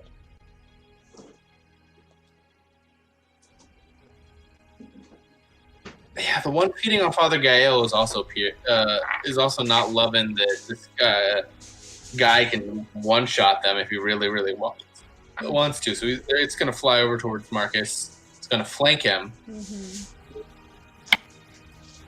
That'll hit. That's another 33 points of damage. Marcus is officially bloodied. Wow, only just. He's a rock. He's awesome. Yeah, it only took 75 points of damage to bloody him. Whoa. I'm getting there in that, but that is amazing. Marcus is finally bloodied at like 75 hit points. Nice.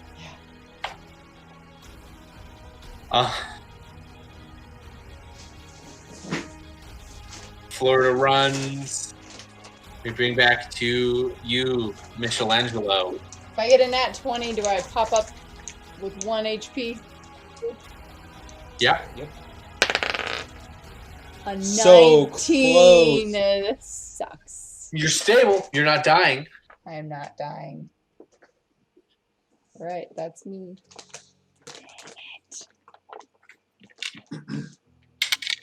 You'll come back in an hour. Alright, 1 hour. If I don't take any more damage. You know. They are All right, nice. I guess it's They are the nice. Marcus show. Eat them. Um, Eat Marcus, them. show. Please, Marcus, kill them both. He's hasted. He could do it. Is my turn? Marcus. It's Dr. Inwood's turn, yeah. You Oh, just- sorry. No, sorry. Yeah. No. It is I am Dr. now Inwood's at turn. 500. The Marcus shot. Other than running. Sorry, I guess I skipped over you because I assumed you were 540 feet away. Okay. I just need to know so that I can keep Abby. track of my two spells that are going. Yes.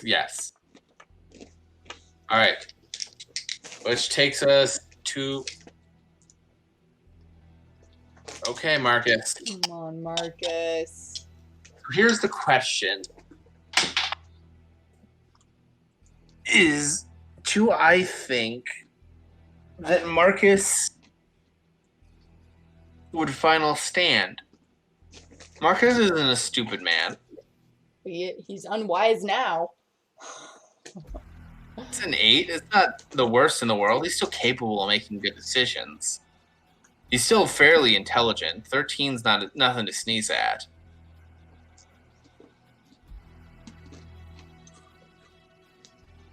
Come on, Marcus. Use the ground.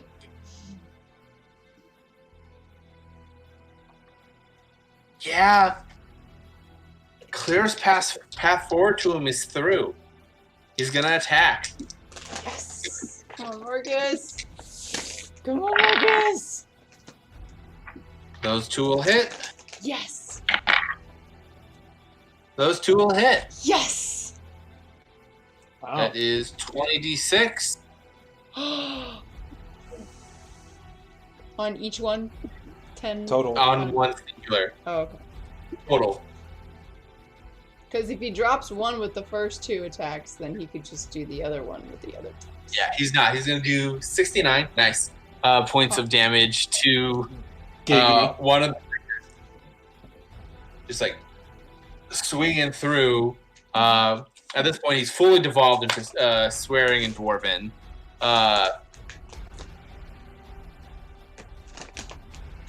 Which loops us back to the dreams. He's got 2 dreams on him.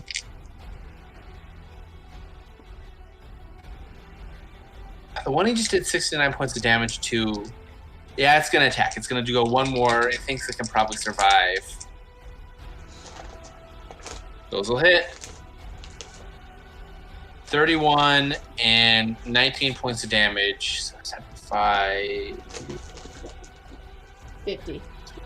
50. So he's at 25 hit points. Oh my gosh, Marcus! There's a entire possibility that we are diverging timelines soon. Oh no. Don't you kill my father. Suddenly, a hole in space opens. Marcus Jr. with the full power of all the stone swords. Gosh. Technically, he would have the capacity to do something like that if he tried. He wouldn't, though. Justin, did you get my message earlier? Yes. Sorry. Do you want me to roll? No. I could roll. Okay, all right. You can roll me a knowledge local, but that's something you'd be pretty sheltered from. That's a nat 1. No. Bummer. I was hoping. No, that's not. Yeah, that Like, makes it's sense. a big deal, but it's not something that like affected you. Yeah, I'd be sheltered.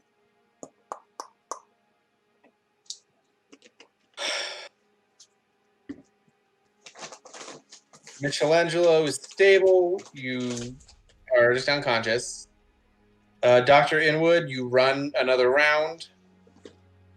We're at 780 feet. And is haste over? This is the last round of haste. Oh, okay.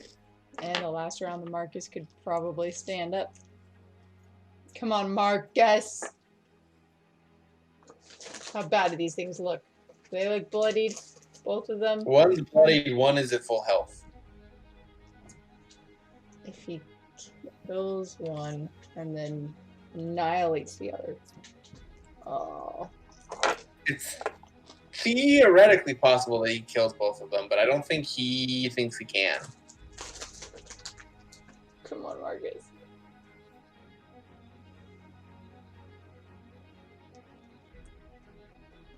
20 feet away.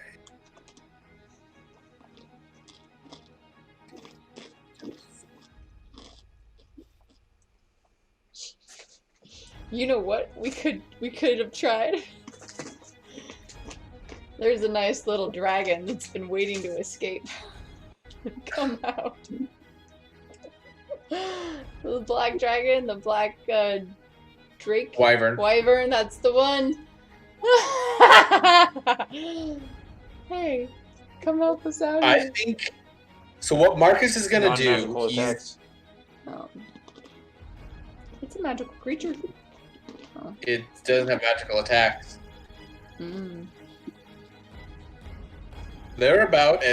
Wyverns are about as close to an actual animal as you can get with a dragon.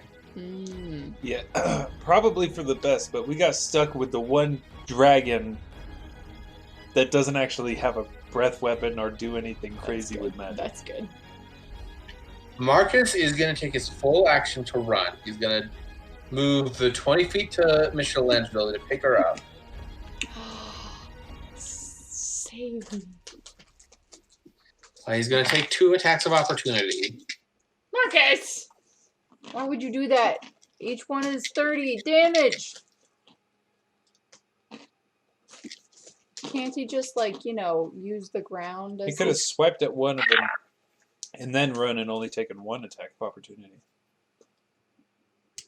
If he killed the one, which seemed like possible. Mm-hmm. So, using his attack. What has happened is the first attack of opportunity was a crit. The second attack of opportunity was a natural 1, which misses. So. Here lies He's at 25 hit points. There's no way. Like, that's 12d8. It's just if it kills him, kills him. Marcus has a 23 Constitution. Okay, that's good. So the creature, to outright kill him, has to right now do 48 points of damage or more. Okay. Theoretically possible. It did a crit. It did a crit, yeah, so it's very possible. Mm-hmm. Marcus takes 58 points of negative energy damage as he tries to save his comrade in arms. Fully glitches out of the matrix and is just on the ground.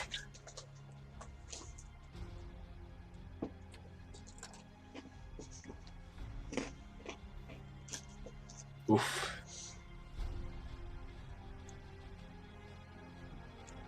We've entered a branch in the timeline. No longer will this timeline lead to the Enigma investigations. No longer will there be a Marcus Breccia Jr. What? But doesn't he get a spare life like we do?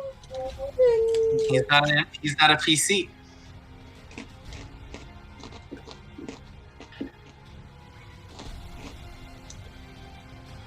We have entered possibly the darkest timeline. Tilde key. Resurrect target. Enter. Then make target. What's the vital? Make target vital. Unfortunately, we cannot Skyrim this away. There are no console commands.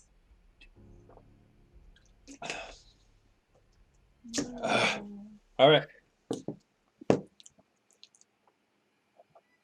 I mean, that's it, right? You guys are... The haste is gone. You're not even there. I'm unconscious, so I don't even have any control over anything. I could just be eaten up and gone by the time you're back. They're gone. Like, they're... I mean, it's going to take... So what? We're running for another 8 rounds. Yeah. And then it's going to take me... Let's see. 8 rounds of moving, not 240 feet, but 120 feet.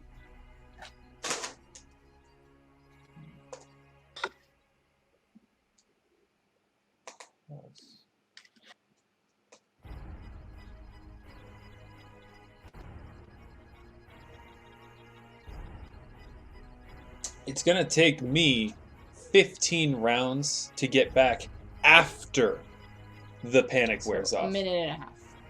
So it's fully 8, 15. It's going to take 23 rounds for me to get back to the village. Mm-hmm.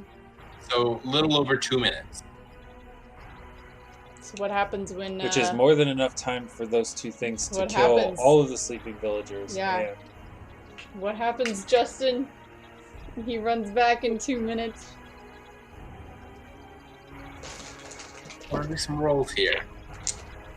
And I think Florida would get there about the same time. She's moving faster than me now, but she'd also be moving faster than me on the way back. Yeah.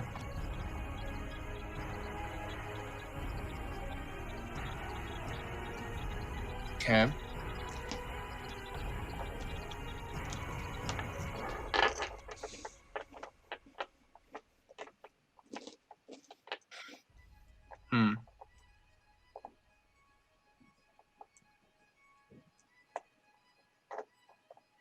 Strangely enough, I still have enlarged person and bull strength on for another 4 minutes or so. Long duration spells.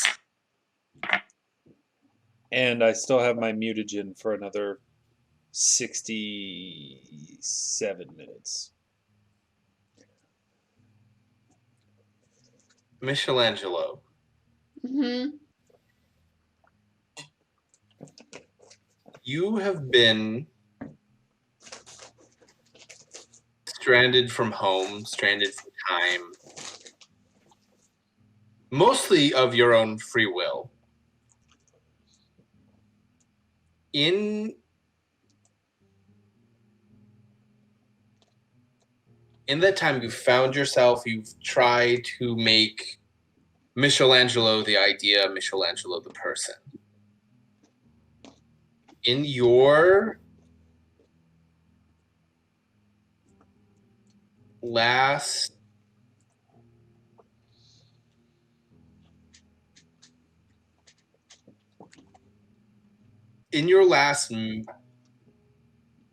not conscious thoughts, but in your last almost meditative place before you are consumed by these things, where is Michelangelo's mind wandering off to? Where is her heart? The first time that I had a soda pop at that little restaurant that was in my town in Japan, that the owner would let us watch Teenage Mutant Ninja Turtles on his TV reruns, and thinking, I want to be like that.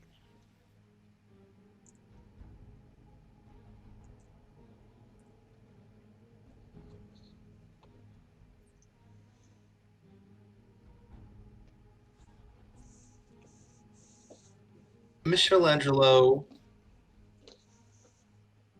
there is a timeline where you survive. There is, in the multiverse of this reality, someone rolls better on the logistics check to get your reinforcements. Mm-hmm. There is. Oh, good. Curse you, EcoJet!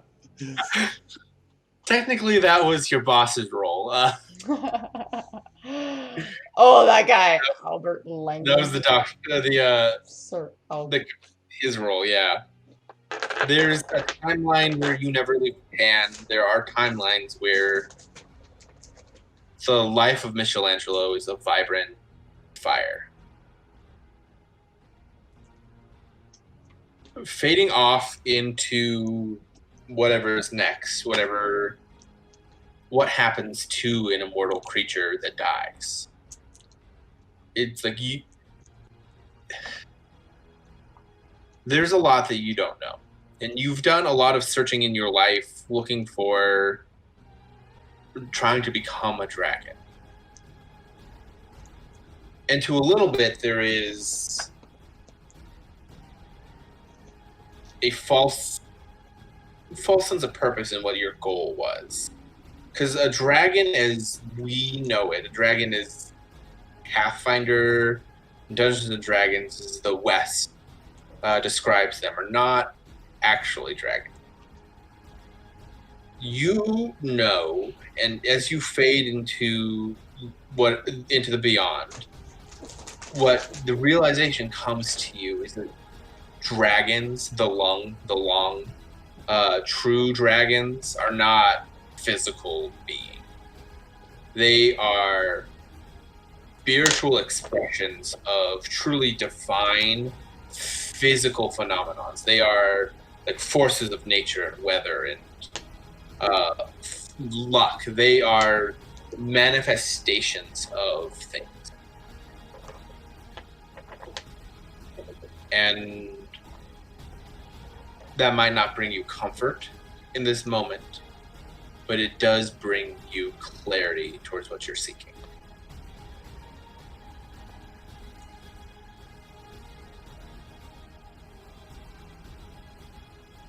Two and a half minutes later, Dr. Inwood, you arrive to a field littered with corpses. Florida is not far behind. Marcus is dead. Michellangelo is dead. The dreams appear to have gone in search of more prey.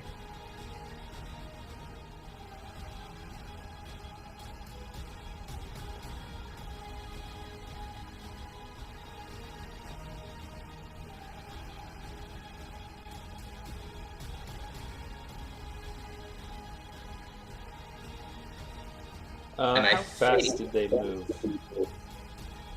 They moved roughly 40 feet. They have a fly speed of 40. Okay, so we're not going to be able to catch them. Well, I won't. Well, I can. She could keep pace, but I can't. Yeah. Okay.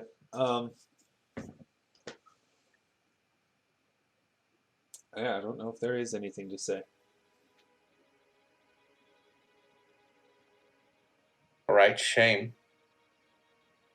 We should have just left them.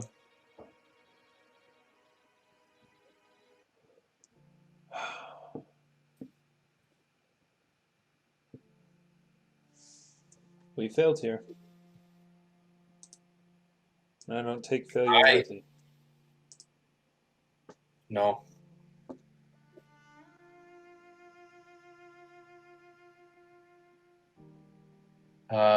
Florida looks up to the sky and then bows her head and she says, "Let's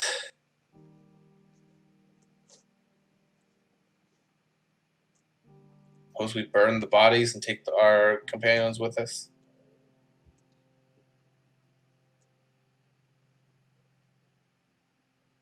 Yep. I am going to, since we're no longer in a combat situation, I'm actually going to keep my mutagen and large person and bull strength for the time being. Okay. I didn't even have freaking bull strength on. Wait, I didn't use bull strength, did I? I don't remember you taking it. I'm going to keep those for the time being just to make it easier to move people. Okay. But I do have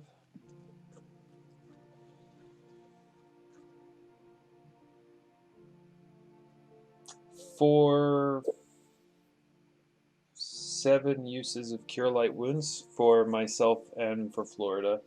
I don't know how she looks, but I'm at 5 hit points, so... Florida's not looking great either.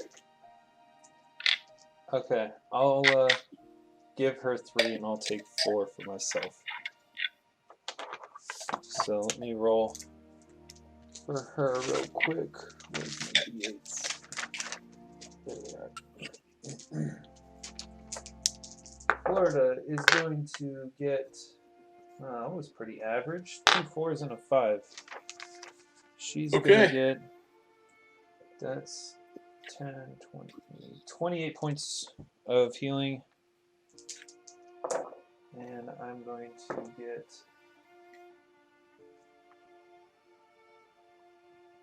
20. Wait. 20, 25, 35,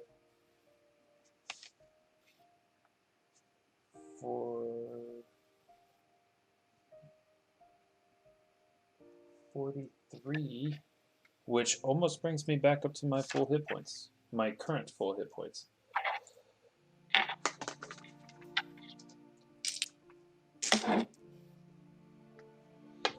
Okay. Huh. Okay. You, over the course of a little bit of time, pile up the bodies, find enough wood. Are you looting my body? Am I what? Looting my body? No. I'm pulling yours and Marcus's bodies aside. Oh, okay. Okay. For one thing, you signed a contract, so...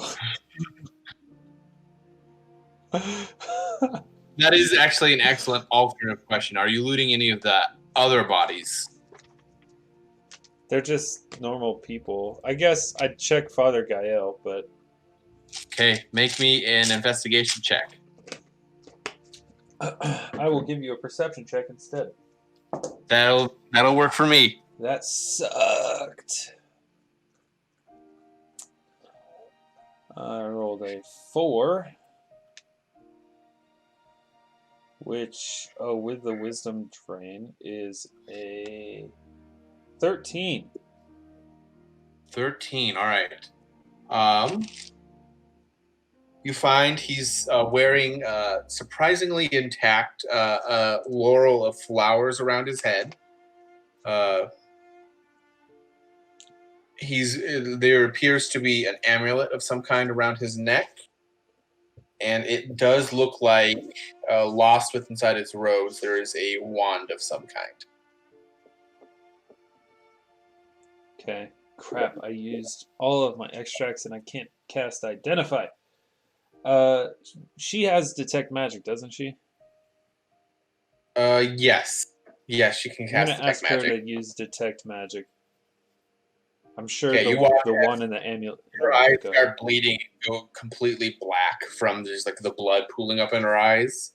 And she looks at the wand. So the amulet, the headband, and the wand are magical. The wand, it looks like it is a curative of some kind. It radiates a healing magic. The amulet is abjurative. The headband has transmutation magic, and she also says his robes have abjurative magic on them as well. Okay, we'll take them all, I guess. Okay. For the purposes of when you go through downtime, because you could identify them fairly easier, you have a wand of cure moderate wounds, an amulet of natural armor +1, a cloak of resistance +1, or in this case, a robe of resistance, but it's a cloak, and a headband of alluring charisma +2. Nice.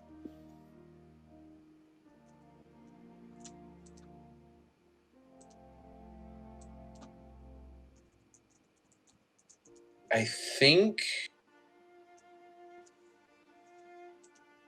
we're gonna both end here tonight and hand wave EcoJet, and them finally coming a day late, of course. They rolled a 1 on the logistics check for how fast they were gonna roll out. They come in force. but they come much too late. And we're going to pick back up after, we'll say, a week of downtime. Are you going to look through the body of Michellangelo? Here's my question. And I guess maybe it could be handled outside.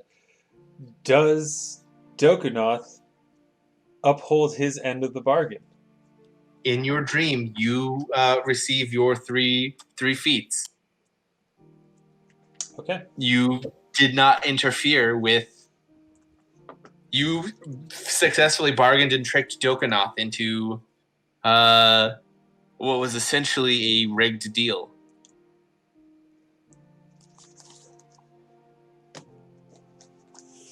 Now do you go through the body? Do you want me to? Yeah. It's Okay, important to always go through your members. Yes, I will. You're on it. You're in exam room 3. You find on the opposite hand that you remember her wearing ring of protection +2, 48 wands of virtue, 41 wands of create water, 45 wands of mage armor, 34 wands of pass without a trace, 42 shurikens, 146 gold, a nunchaku, katana, wakizashi, 10 darts, her boombox, the Book of Doucnath, 1 bottle from the apothecary that is full of the Wormwood wine. Her orange bandana. And a kitchen knife of +1. A +1 Ginsu knife. Basically.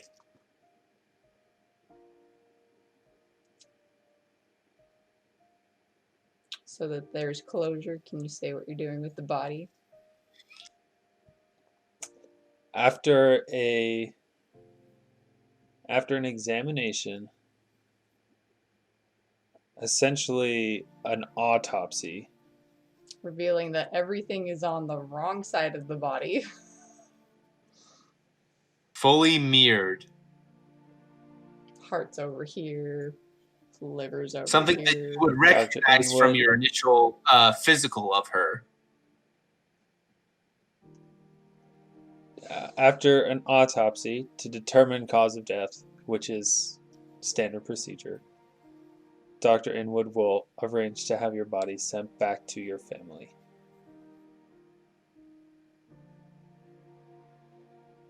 Oh no.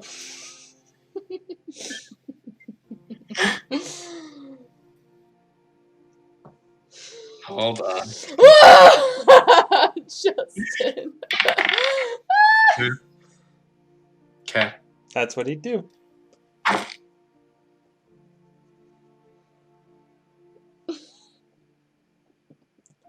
He has no reason to experiment with you. Or Marcus, for that matter. Because he has what he came for. What happens to Marcus? Marcus gets returned to his wife.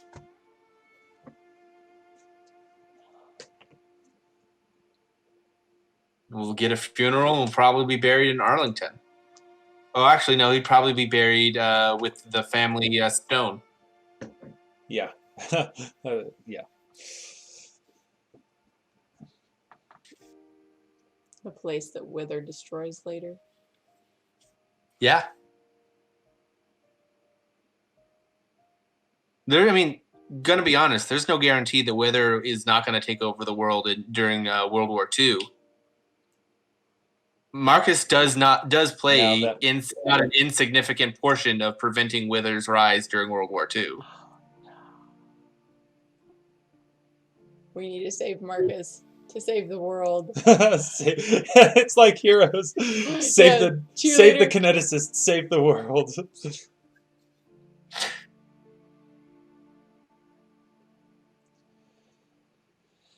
Oh boy.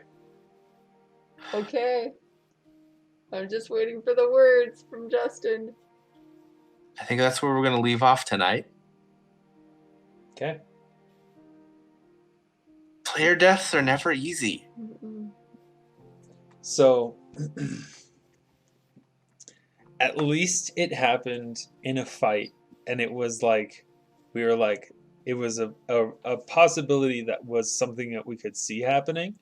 Honestly, I thought it was going to just be me.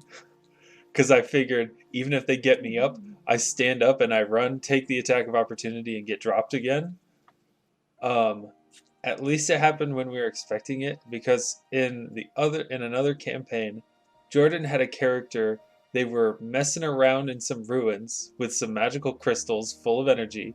They turned on an arcane generator. And I had it so like these crystals work like a pressure differential. If you put an empty crystal next to a full crystal and touch them together, the energy equalizes between the two. Yeah. He took a crystal that was broken, so essentially a pressure vessel with a hole in it, and he stuck it into a arcane generator, and it just blasted all the energy straight out of it. So his character got electrocuted and burned to death, like instantly. Oof. They were just in there, just like, I wonder how we can turn stuff on, and then all of a sudden, his character's They dead. turned it on. Mm-hmm. Yep. Oh, I messaged you, Justin. I saw it. I'm messaging you as well. Okay.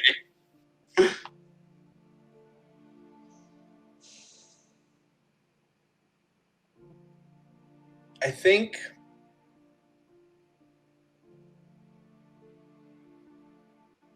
the question then becomes,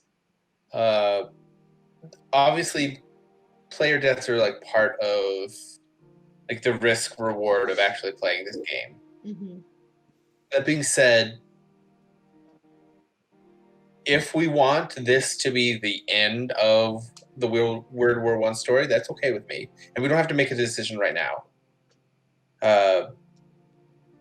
If we want to move forward and you want to find another character, if we want to find new characters or we want to do something different, that's okay. We can say we want to do World War I, but we want to play a different SRD team. Also okay. What's the other option? Like, go to World War II, Weird War II?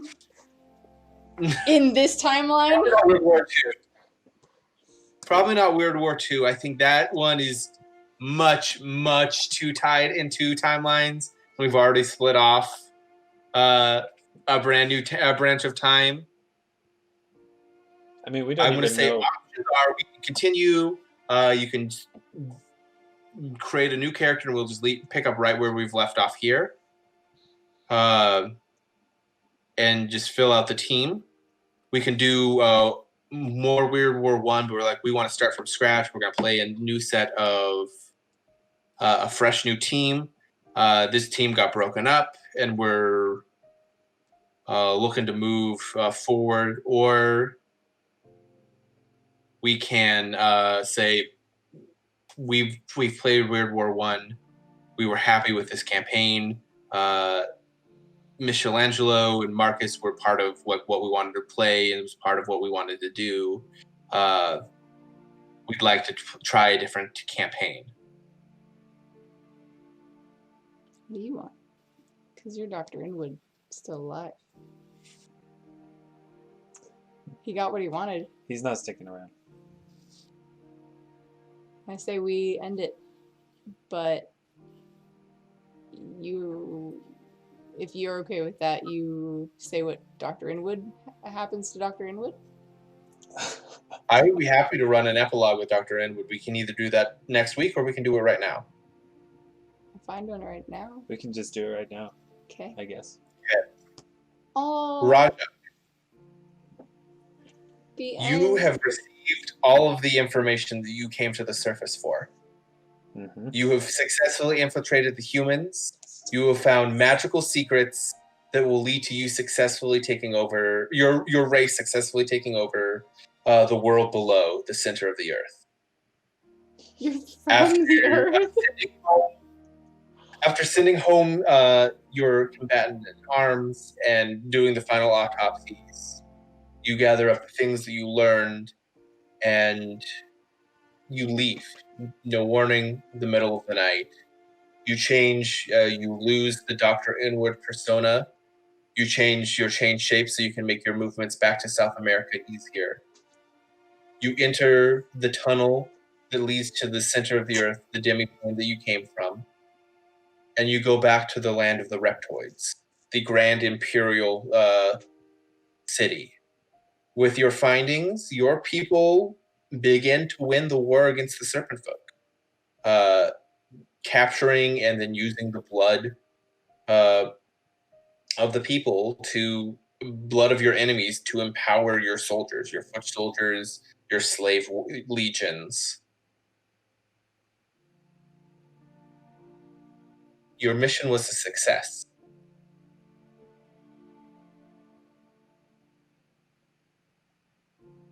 What else, if any, leads Rajak? What else would you like to do?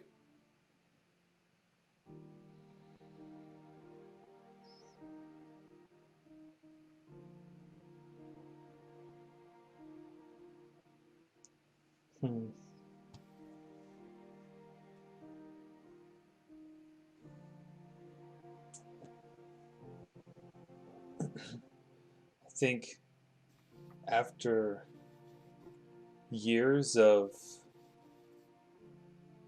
research and constant invention and creation of both processes for let me double check my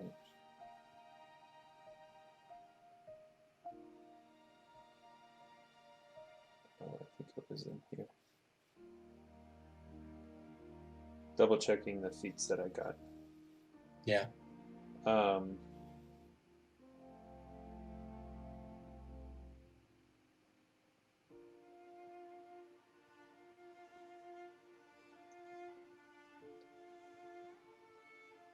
have some Michellangelo stuff that I would like to do eventually after Dr. Inwood.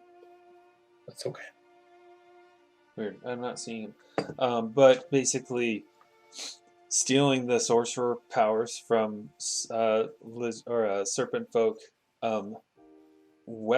twisting and weaponizing other creatures in the Earth's center. I have torturous transformation. So which makes the flesh warper feat. I can fully make my own abominations. And after years of that, of basically giving my entire life, day in and day out, for the victory of my people, and once that victory is won, just kind of almost like a, weirdly enough, like a Thanos moment, you know?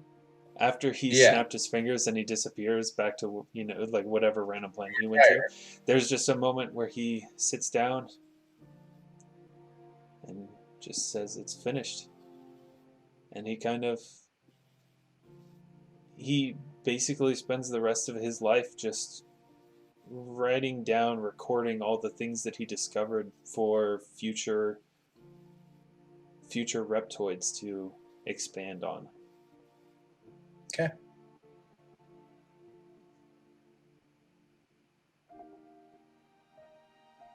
Jessica. How does Leo hang out with you? Yes. Leo's alive. Leo is alive. Leo is literally a part of my body. I know. If I'm alive, Leo I is alive. know. Okay. What happens to Michelangelo's body? Michelangelo's body gets sent to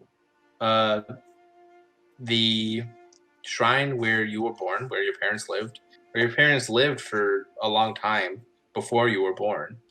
A body of a Kappa is an autopsied Kappa with a note is sent to your parents many, many years before your birth. They knew. That's why they protected me. Holy crap! That's why they protected me. I was born in the 2000s. That's why all the references made sense to her. All of them.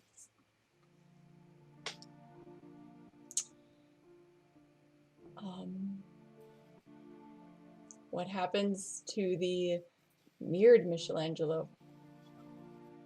The mirrored Michellangelo, the original, before you got swapped with your mirror duplicate, the mirror dimension matches with a roll of 9 on your luck dice. The mirror reality matches, and you die in that reality as well.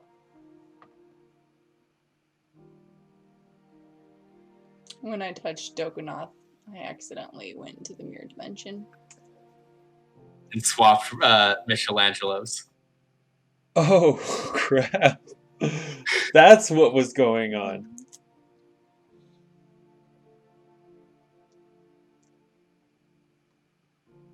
That's bizarre.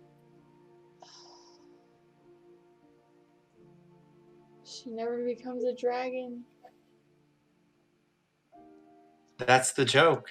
Michellangelo was always a dragon. She was. She was going to be able to breathe fire at her next level up. And do Must how much radiate damage. magical fire from getting psychic sensitivity. Mm-hmm.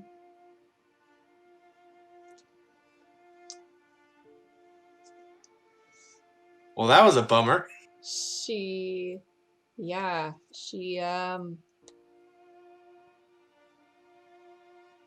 play out that moment, I guess, where she died in her mind over and as long as she can. Like a rerun. Just sitting and drinking that pop. Watching Teenage Mutant Ninja Turtles on TV.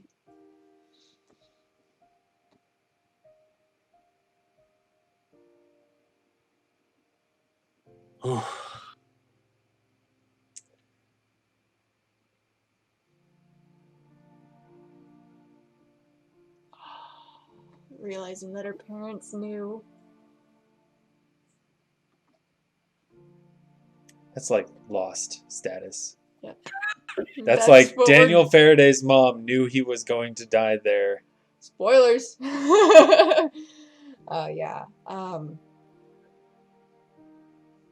That's rough. This is the saddest song that I can think of ever to play.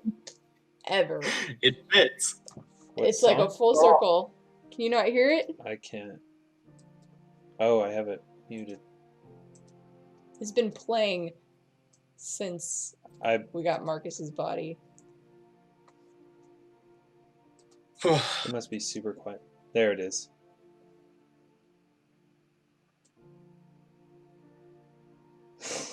Crap, that's pretty sad. Right. I can officially say I think this is the most bummer of an ending to a campaign.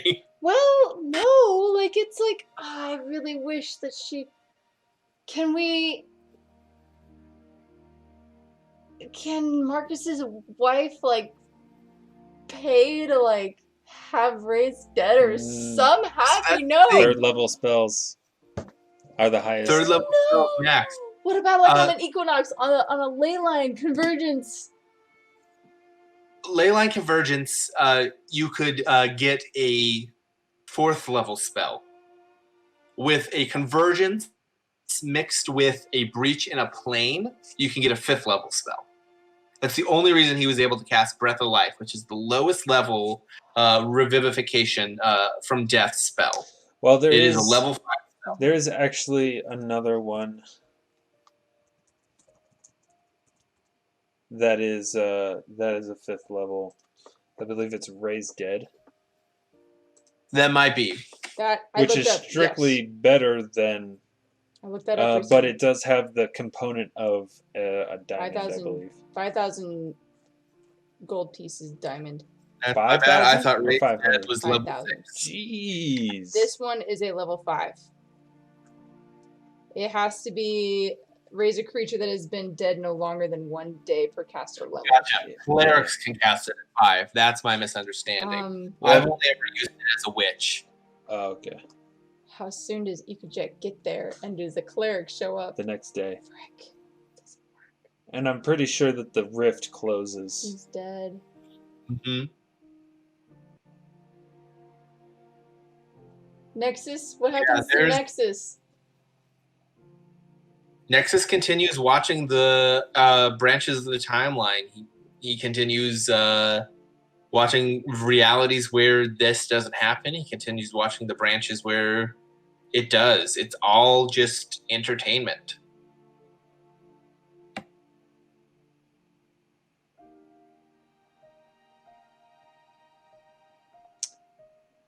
Eventually, later down the road, does Dr. Inwood die?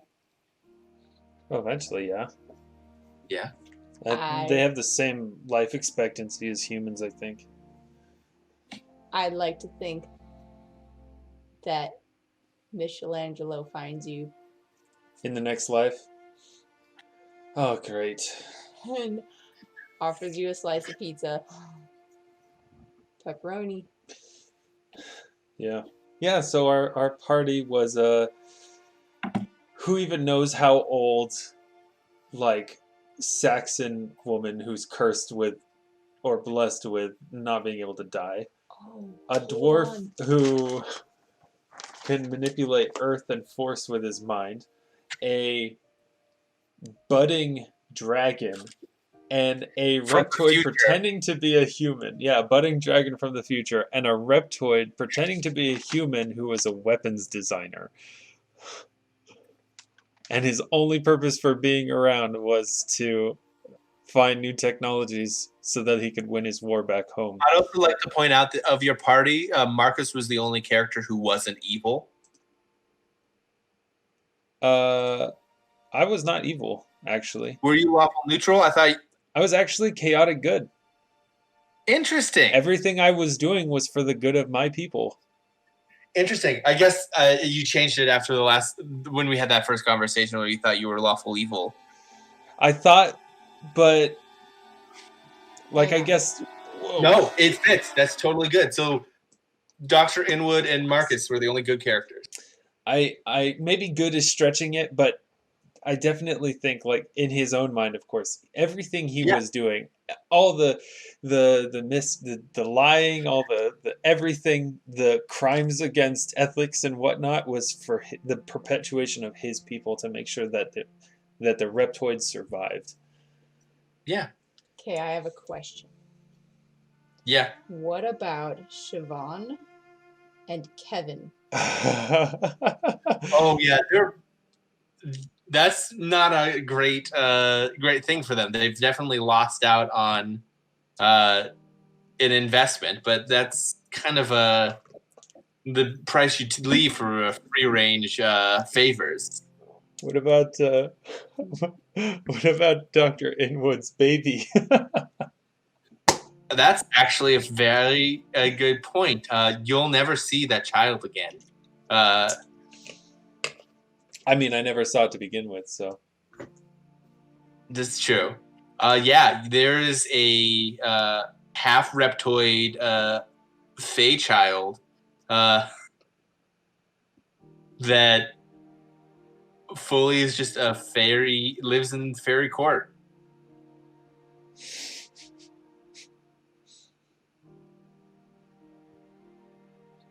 What happens to Florida?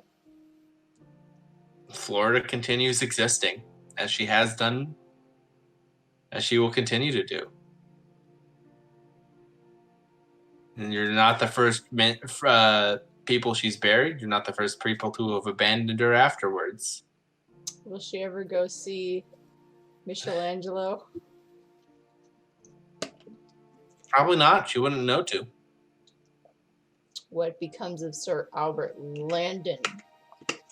He gets a commendation for his work in the war. Hate him. Sure. How about Lieutenant Harry? No, he died. Liam Smith, Private Liam Smith. He's undead. Tony Barnes, Yeah, Lieutenant Barnes. Barnes probably survives. Mm-hmm. He might lose a left arm, but we'll see. Wow. What happens to Doucnath?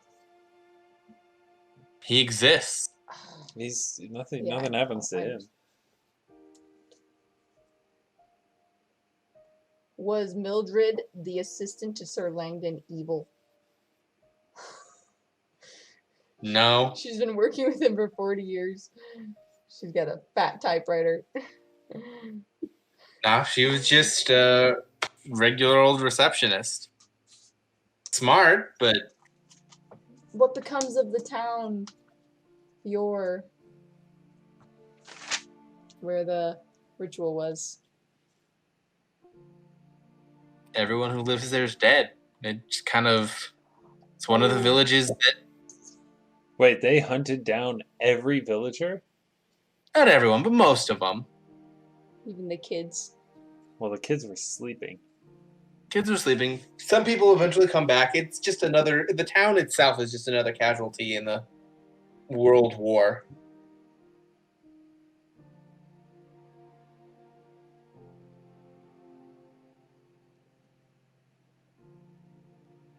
You know, this is actually, I'd say this is pretty on par, bummer-wise, as the, I don't remember the name of the campaign. Was it Dragon's Mouth? No. The one where I was Cyrus Smith? Mm-hmm. I think it was And it was literally like everything went to crap. You turned evil. Jacob's character was evil. I don't know where Jordan's character was. I had just come back to life and wasn't crazy anymore.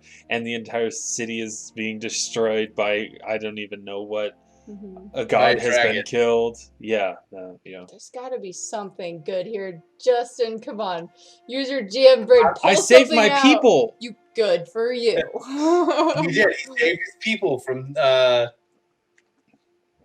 and they successfully imperialized the inside of the earth. We'll move to the surface world. I know. Good. A full-scale incursion from the dreaming didn't happen. You saved countless people from a plane-hopping ship run by a devil. Did. We kind of screwed up on the whole trench mist thing because it got away. Yeah. Reeking. Whatever happened to the host that was totally still in the building or whatever? Like things were moved around the janitor's cart. They just regenerated and We burned them. You burned them. You you burned burnt the them. ones you killed. Oh no. Burnt the ones that we could find, or the ones that fought us. And then they just went back to maintaining the ship. And Chef Maximoff goes on to invent the claim of pepperoni pizza. I'd like That's to right, say, he does. and opens a place in New York. That's right. Which 100 years later, a little Kappa. No, that's in Japan. That's in Japan. You're saying you didn't ever go to New York? I never have been to traveling to England. I'd never been to America. You never- I'd oh, you never never been to went. America. Oh, I'd always okay. wanted to go. I think it may have been like loosely stated that like she had Okay. been, but she hadn't. Then- She'd only then- been to then Japan. this. 200 years later, a little Kappa tastes her first pepperoni pizza. Only 100 years. And More like 85-ish. we'll say it's we'll right? say that it's a Maximoff recipe. Hell yeah. Ha! Didn't even know it. She helped invent pepperoni pizza. She invented her own favorite her food. own version of it, yeah.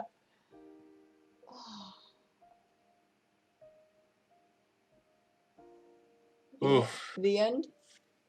The end. Man, I just wanted a fun romp of seeing and doing wacky shit during the war. I guess that's on me for trying to make light of life and death. Oh gosh. Yeah, I mean, you picked probably the darkest, grittiest setting for a war. Like, really. Really did. I mean, it could have been worse, I suppose. We could have been, like, in the trenches. Or like, hey, your first True. day, it's the Battle of the Somme, you know? That's true. Alright. What's the next Oof. chapter? Let's think about it. Sleep on I'll it. think about it. We need to go to bed, though. Okay. Or at least we need Yeah. to get stuff out and Soon. get ready to go to bed. Okay. Oh, boy. Thank you, Justin, Thank you guys. and Sayonara to Weird War 1. Sayonara. Sayonara. Feels good though. Like I like closure, even if it's sad. It's Even if it rips your heart Complete. out of your chest. And you get a happy ending. I You thought for eventually sure. get a- I thought for sure I was dead there. I'm like, you know what? That's all right. I'll make a new character. But man, those things are awful. I mean, it makes sense For now. real. This is like where it was meant to end. It's a big event. But I guess, like, it's also a good thing because it goes to show, like, it reinforces that theory of, like, you can't prevent the future, because your actions that you do to prevent it are the actions that you always would have done, and that's what the result would be. So they were just foretelling that we would fail, we just didn't know it. So it's kosher in that respect. Mm-hmm. Like my parents realizing like they would have known before I was even born. That you were going to die. Like it. But you wouldn't have died if they hadn't tried to stop it. Right? Like maybe what if they tried to let me go to America, because they thought like, oh, Yeah, you wouldn't have accidentally time traveled to World War I. Yeah. Yep. Yeah, but that's a weird Time story. travel.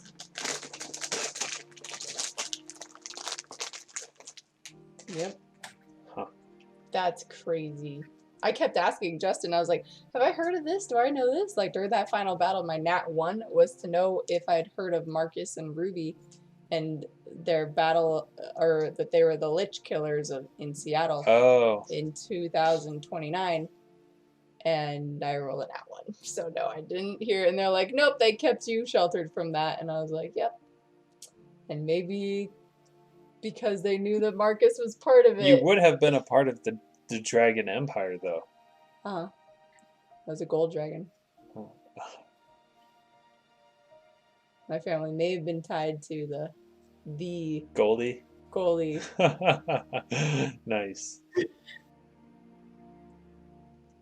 That's why I chose her. I was the spy the whole time, by the way. You were the spy! Oh, I also forgot to mention that belt that I got from the fairies that increased my constitution also made me a lycanthrope. He's I a was a were-crocodile. were-crocodile once I put that belt Oh, on. that's why you're big. And Huh? gross, weird looking, different looking. That's why you changed. That's why something else. the cosmetics of it changed. So wait, you were the demon slayer, or what was Florida? Florida's the demon Florida slayer. Demon Slayer. I was the spy the whole time. She killed the demon? What demon did she kill? She's got a black blade, like a Oh, okay. demon sword. Huh. Yeah, what's the story with her sword? So the lore for Black Blades for the Enigmaverse is different than what Pathfinder has it. For me, the Black Blades are actually what inspired the stone swords. So the Black Blades are literally physical, like remnants of like the chaos void between realities, right? So they're demonic and eldritch in like the sense that they are fully evil, fully just nasty, semi-conscious entities of dark magic. But literally anyone can use them and make a Magnus who uses them reduces some of their power and gets some of their power. They're evil in like concept, but like in practice and in like how they interact with the world, they're pretty benign. They're basically like, to reiterate on the benign, they're basically like benign tumors. They're evil, but nothing actually comes from them outside of whatever the person that uses them does. And Florida can't die because she made a bad deal with a fairy. Go Florida. All right, well, we will see you next week. Sure. Okay, Yeah, we'll talk. figure out Deal. stuff. Why don't we just do next week as a session 0? Love it. Cool. Yes. Cool. Man, oh man. All right. Well, thank you once again. No problem. Thank you guys for playing. Yeah. Have a good one. Night. Night.